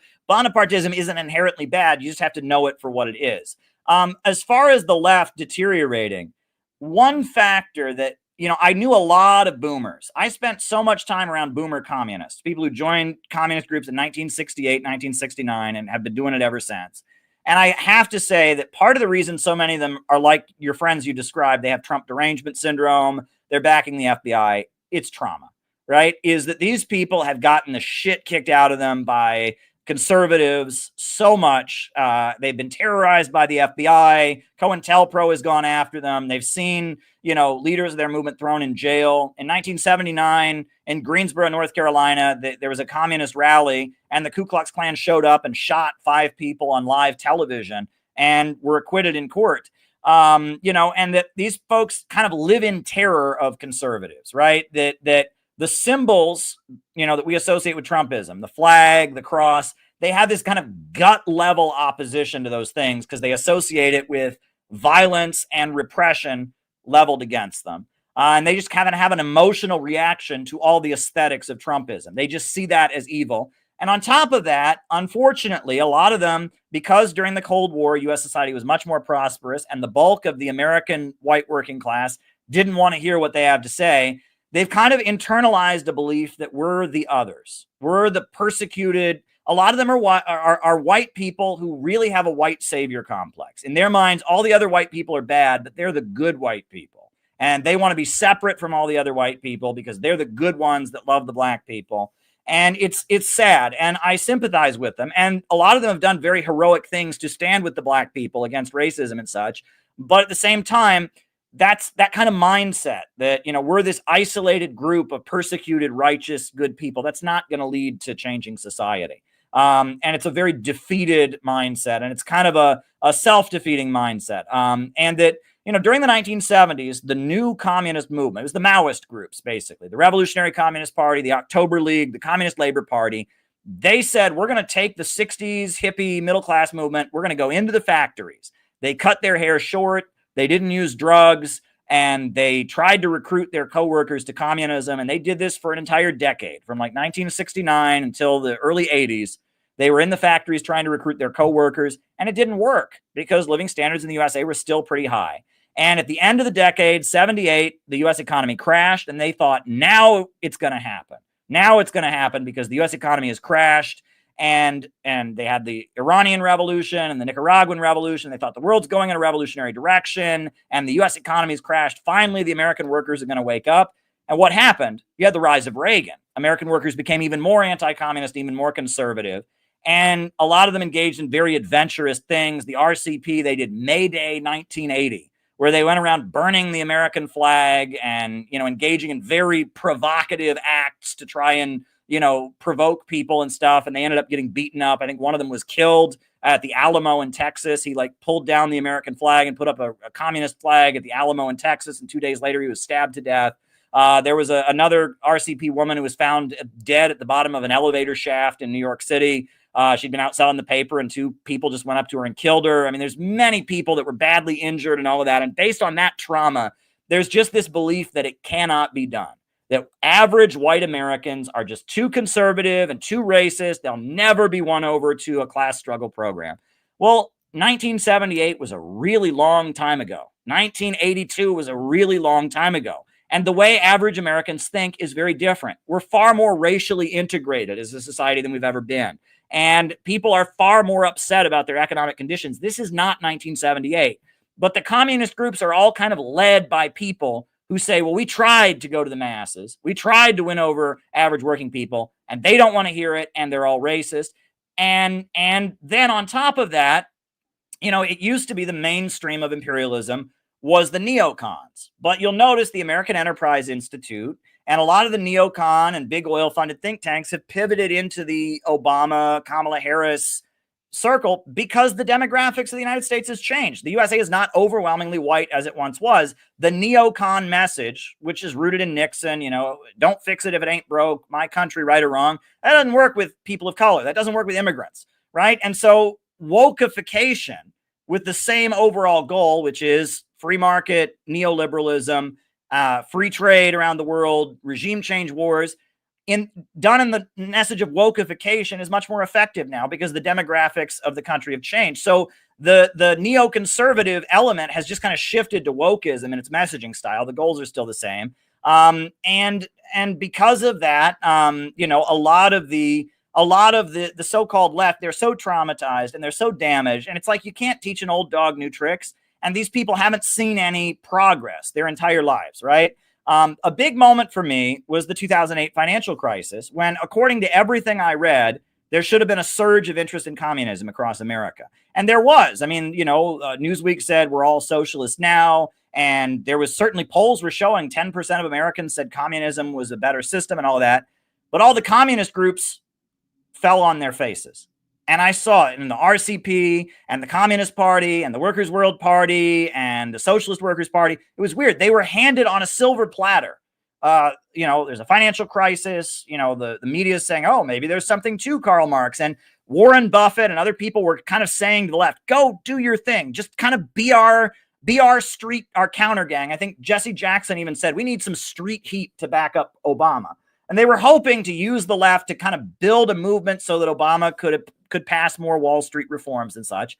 And the left tried to do it. And I was there as a 23, 24-year-old, and the left just fell on their faces. They couldn't do it. These groups were so damaged and so incompetent and so lost and so confused. They were handed lots of money from the ruling class and from the labor bureaucracy, and they just completely fell on their faces. And that Occupy Wall Street was kind of take two. The ruling class said, oh, we thought the communists would do it for us. They'd be our useful idiots to bring in Obama wokeism. They can't even do it. So Occupy Wall Street, Black Lives Matter, and the woke stuff, that's almost like take two after the communist left was just so damaged by decades of defeat. They couldn't even be useful idiots for the ruling class. And it's really a tragedy. But I think a similar story can be said for the right. And in my book, Where is America Going? I've talked about the fact that we're in a weird period where, because there's an economic crisis, we should see a rise of the traditional far right, Nazi groups, white supremacist groups, and a rise of the traditional far left, communist groups, anarchist groups. We're seeing neither. And in fact, on both the so-called left and the so-called right, we have these kind of new inventions. The Proud Boys are not a traditional far-right group, right? Occupy Wall Street and Antifa and groups like that are not traditional far-left groups. And it's almost like the actual ideological political tendencies that would naturally arise under such circumstances don't really have the power to do it. Plus, the intelligence apparatus is kind of not going to allow them to do it. one thing I will comment on, and I'll try to do this without using names, but I've noticed some parallels on both the far left and the far right. There are certain influencers, kind of like BreadTube, that arise. They're not tied to any group, and they immediately become the voice of socialism, the voice of white nationalism or America First or whatever, the voice of whatever you want to call it. And they're not tied to any real organization. And they blow up on social media, and everyone watches them. And then they systemically cancel anybody who's building a real organization, right? And I believe, and that many people have pointed out, like the receipts are there, these people are very much, maybe they don't know that they're being used by the FBI, but people's information gets to the FBI through contacting them. And they're kind of used as, they're almost like scarecrows. They're there to attract extremists and to put out a quote unquote extremist message. And then to make sure no genuine, no serious movement that would be a threat to the status quo emerges. And they kind of function like shock jocks. And this all develops into like fandom. Peter Coffin has written a lot about fandom as a tendency, where it becomes more about personality and drama between streamers and who's beefing with who and sex and all this stuff, not about actual politics and ideology. And BreadTube was kind of a prototype, but now it's a much broader thing. I see it on the right. Look, Angela McCurdle of the Libertarians. I mean, she's like the best leader the Libertarian Party has had. She's organized huge rallies in Washington, D.C. She made the Libertarian Party so important that Donald Trump spoke at their convention.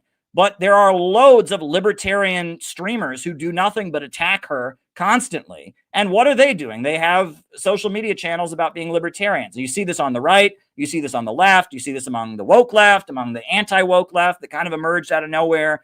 It's very interesting. They would like everyone to just kind of stay on the internet, arguing with each other and following their favorite personality, not building a real organization and carrying out real operations, which is much more dangerous, right? And that's, I mean, I've been targeted pretty badly because people have access to me. You know, I mean, if all I was doing was streaming on the internet, no one would know anything about my personal life. No one would be able to say this or that. But when you work with people, you know, it's much more dangerous. You're much more exposed, and the state is far more threatened by real operations than they are by just somebody on the internet, you know, giving their opinion, right?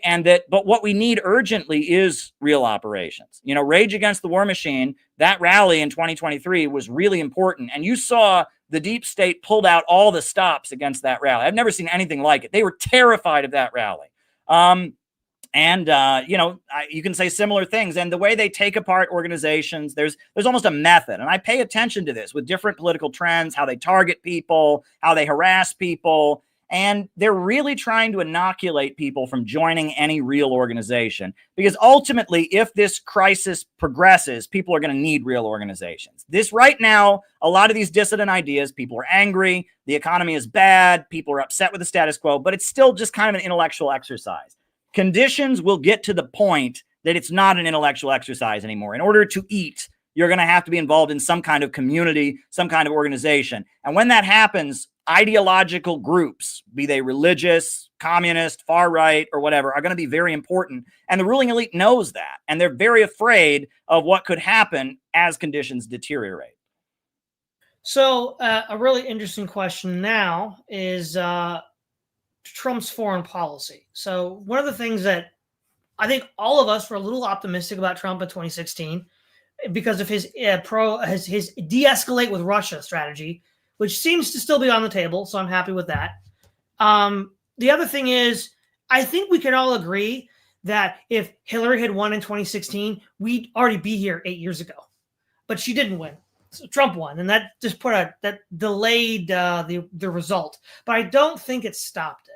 I think ultimately with Biden escalating in Ukraine and then also giving support to Israel over Gaza, there's a hot potato that Trump's going to get. And the question is he going to really be able to, you know, if you have a fiat accompli with the whole world on fire, what are you going to really do? And the other problem is I see that with regards to both Iran and China, Trump is leaning in a more hawkish direction, which is unfortunate. But what are some of your thoughts on the possible future Trump foreign policy? My position on Trump is that Trump has promised to do a lot of good things. He said he will, you know, bring peace between North and South Korea. He will end the conflict in Ukraine, that he will go after the FBI and expose their political persecution of Americans. If Donald Trump does any of those things, that would be awesome. Obviously, I think it's a long shot, but this is what I've been telling people. If he does any of those things, we have to very loudly show public support for him doing that, or else we can't count on it ever happening. If he does those things, if he moves to end the war in Ukraine and there's not massive public support for him doing it, he's not going to be able to do it. And that I would like to see anything that moves us away from World War III. I'd like to see anything that moves us away from having our civil liberties taken away. I was in Florida supporting the Uhuru movement. They almost went to federal prison for nothing, for free speech, because they said that their free speech as a black socialist group constituted acting as a Russian agent. They had 2 years in federal court. They were found not guilty of being Russian agents. They were convicted of conspiracy, and they got a sentence of probation. They expect their conspiracy conviction to be overturned. But that was a really serious case. And I mean, the FBI raided their homes and pointed guns in their faces. And where were all the socialist and communist groups to support them? They weren't there because they read on the internet, it's a cult, or isn't there somebody in the group who's accused of some sexual and people were willing to just stand back and let the state go and grab this group of black socialists. Tucker Carlson supported them. Glenn Beck supported them. But the communist groups were largely absent because somebody on the internet said blah, blah, blah, blah, blah. And that terrifies me utterly. And I'm really proud of the fact that we raised that case at the United Nations. We had a special press conference that we organized with the United Nations to support the Uhuru movement. I spoke directly to President Putin at the World Youth Festival in March about that case in a video that went viral. And I was in the courtroom with them. I was there when their trial began. I was there at their sentencing hearing. And we were there with them. And that, I mean, this is a very serious situation. So anything that gets us away from, having our freedoms taken away or marching us toward World War III has to be supported. Anything. And if Donald Trump does anything in that direction, we have to loudly support it. I am very disappointed by how many people have given up on Trump already. He hasn't even taken office yet. And there's all these people saying, oh, he's just like all the rest of them. He's hopeless. Well, if you say that, he is. Right? I mean, and I'm not guaranteeing Donald Trump, when he was in office the first time, he murdered Qasem Soleimani and took us to the brink of war with Iran. He moved the U.S. embassy to Jerusalem. He tried to overthrow Venezuela. Trump did awful things in his first term. But a lot of the people who were pushing him to do that, like Mike Pompeo and John Bolton, they betrayed him. And the fact that he wants Tulsi Gabbard to be the intelligence director, the fact that he wants, Kash Patel to run the FBI, maybe something good could happen.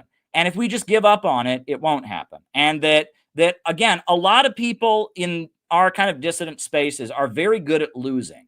They love to just complain about the world and they just assume we've already lost. And yeah, if you give up the fight, you will lose. We need to be there to loudly support anything good Trump might do.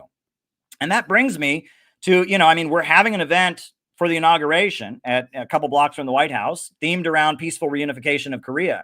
And we're going to be there on Inauguration Day with a big banner of Trump and Kim shaking hands, another big banner calling for a peace bridge to connect Alaska to Russia over the Bering Sea. And we're going to do our best to try and push an anti-imperialist message among Trump supporters. And even if Donald Trump doesn't do a single thing, a single one of the good things he promised to do, we still have to build a movement. We still have to build an anti-imperialist movement. So I'm going to be there engaging with Trump supporters. One thing I want to say, right? And I just want to throw this out there because I think it needs to be said. Two and a half years ago, I did something that a lot of people said, Caleb, you are completely crazy for doing this. And you know what I did? I looked up, I knew that the Unification Church, the Moonies, have a history of doing business with North Korea and advocating peaceful reunification of the Korean Peninsula. So I got on the internet and I looked up the local, Unification Church headquarters in New York City. And I walked in on Sunday morning and I introduced myself and I said, I'm a communist and I lead this organization and I support North Korea and I want peace with North Korea. And let's talk, guys. And they didn't know what to make of me. They were terrified of me. But I came the next Sunday, and I came the next Sunday, and I volunteered, and I helped them out, and I continued to be there. And you know what? It's actually turned into a fruitful relationship. We had an event in Los Angeles this spring at Los Angeles Family Church. Center for Political Innovation and LA Family Church had an event dedicated to peaceful reunification of the Korean Peninsula, where me and a Unification Church pastor spoke on the same platform about North Korea and the hope for peace. And, we marched through the streets of New York City with the Peace MAGA banner of Trump and Kim shaking hands. And I got help in doing that. You know, there were Unification Church members that said, hey, we don't agree with you about a lot of the stuff you say, but you want peace with North Korea and we want peace with North Korea. And they were able to do that. And that shows that if you're committed to doing stuff in real life, not just talking on the internet, you can find friends in very unlikely places. And I will say that. I am committed to getting things done because we urgently need to move away from World War III and move away from the emerging low-wage police state. And, you know, we can argue on the internet all day about who's the true Marxist and who's the real that. I want to build something in real life. And that may be more dangerous and it may, you know, it may result in me having a bad reputation or whatever, but it needs to be done.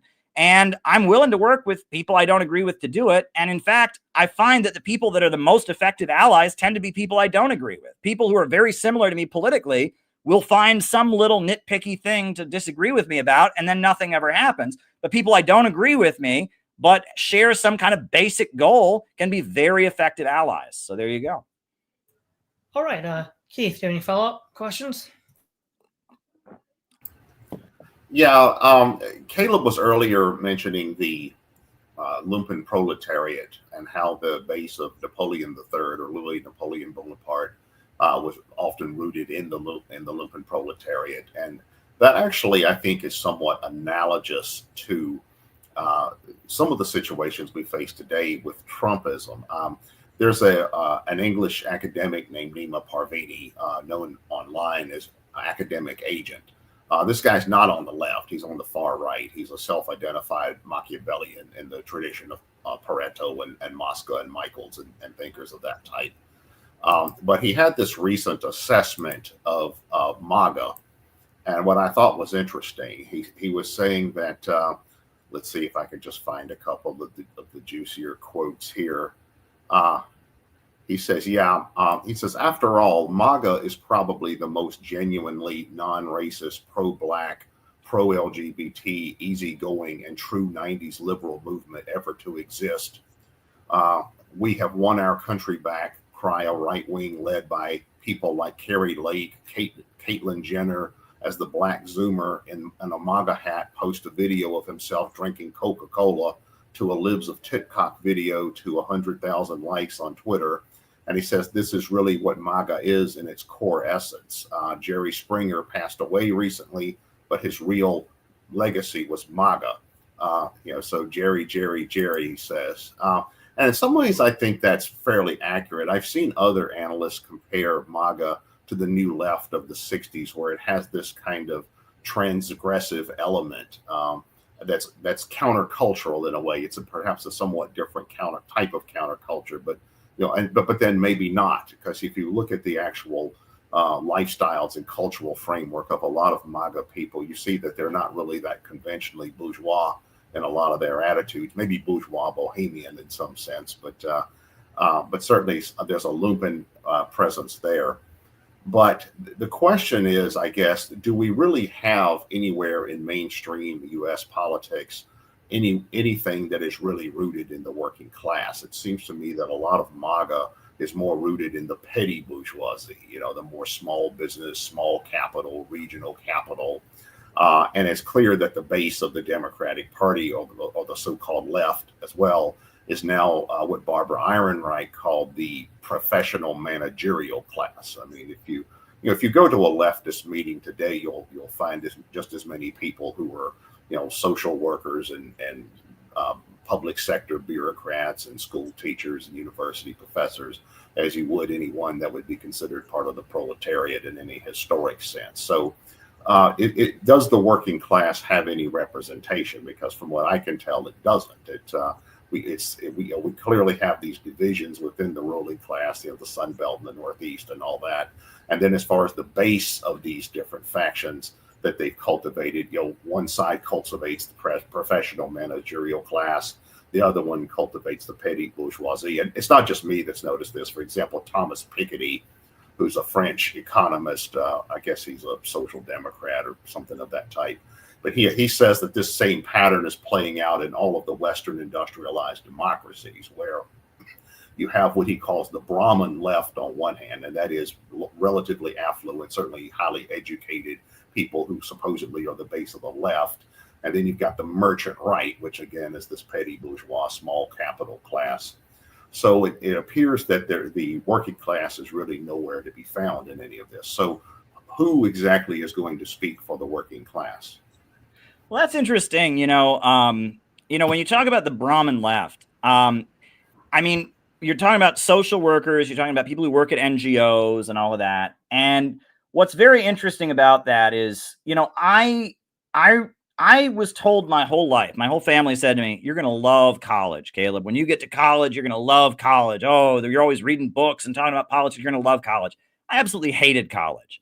And the role of academic institutions, and maybe you agree or disagree as a professor yourself, Keith, but has really changed. It used to be that, that most of America had a kind of love it or leave it, my country, right or wrong attitude. And colleges were the place where people learned that there's two sides to every story and it's a little more complicated. And it was kind of a bastion of dissident thought.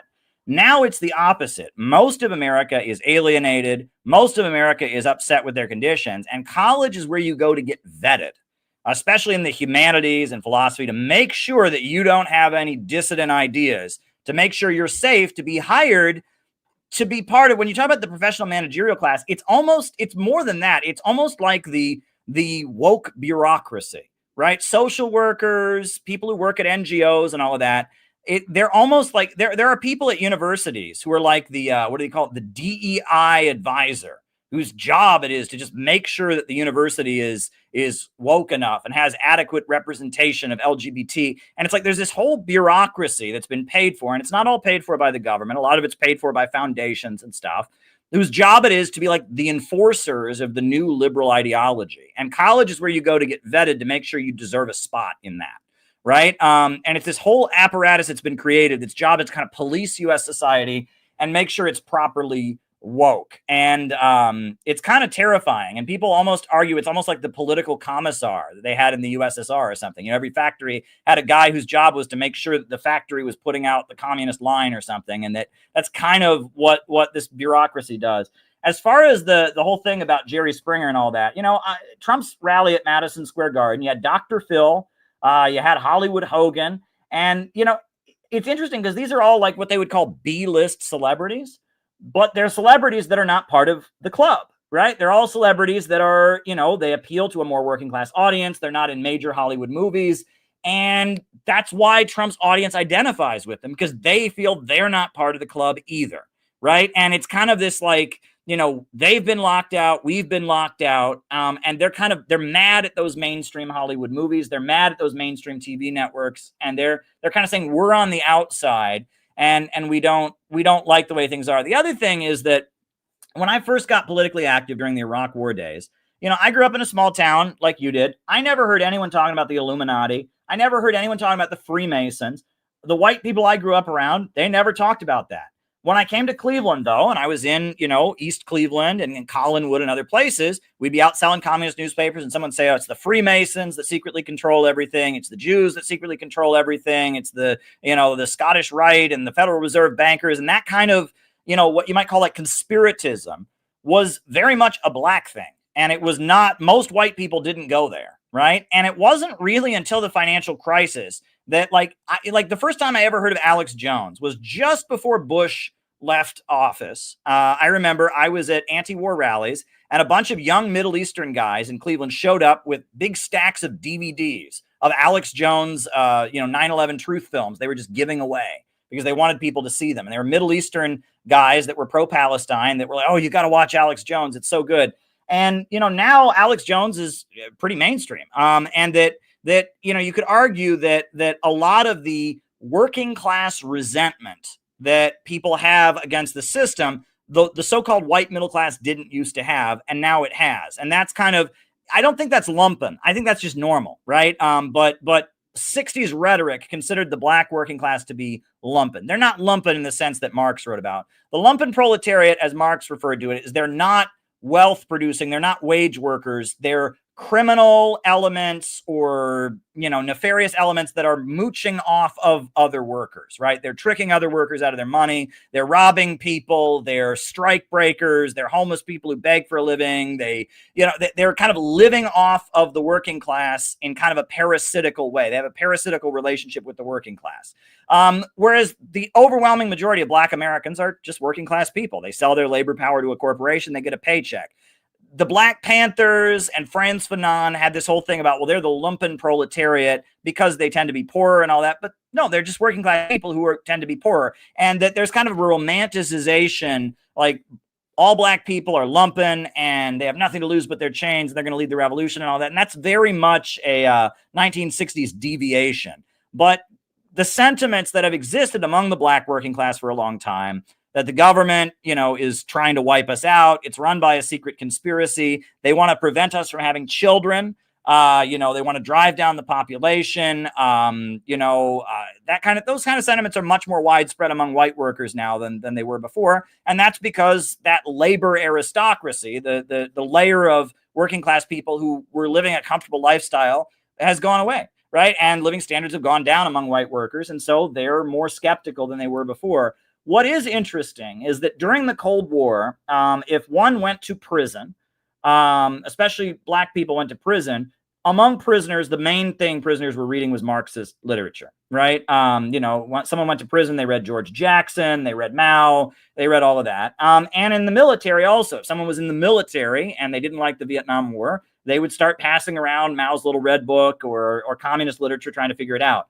Now, if one goes to prison, one will find Behold a Pale Horse. One will find Atlas Shrugged. One will find more conspiratorial and libertarian stuff. And it's the same in the military. A lot of people in the military don't like the wars, but they're not reading Marxist literature. They're reading, libertarian and conspiracy kind of literature as well. So it's interesting to see how this is kind of played out, is that kind of, conspiracy stuff that is more libertarian in its approach. Maybe it has a Larouchian influence to some degree. Maybe some of it, draws from the Marxist critique of capitalism and imperialism and expositions about the CIA, but it's really not advocating, the workers control the means of production. That stuff has kind of filled the void as the main kind of anti-establishment rhetoric. And I think that's largely because Marxist groups no longer market themselves to say things that those kind of folks would want to hear. You go to any Marxist group, you're going to hear about marginalized communities and people of color and transgender, and you're going to hear about how worker cooperatives are just so much better because the workers get a share of the profits, and you're not going to hear anything like populistic. You're not going to hear the struggle of the masses to defeat the elite. You're not going to hear any popular. Marxism has completely become divorced from populism. It's become part of that woke, apparatus. It's, and so because of that, it doesn't appeal to people that feel marginalized and are at odds with the system, like people in the military and like people in the prisons once did. So I feel like we're at that point in the conversation where anything new would be another 2 hours. Right. And I'm like, we also want to leave room for Caleb to come back on to have future conversations. So I think it'd be a good place to put a bookmark in. So what do you want to leave us with before we wrap all this up? Well, the Center for Political Innovation, we need to build a real anti-imperialist movement in America. We need to organize and demand a government of action to fight for working families. We need to stop the march toward World War III and the danger of a new world war and a low-wage police state. We're organizing, and we have a real community of people. We put on workshops. We're doing the inauguration thing at the end of this month, January 20th.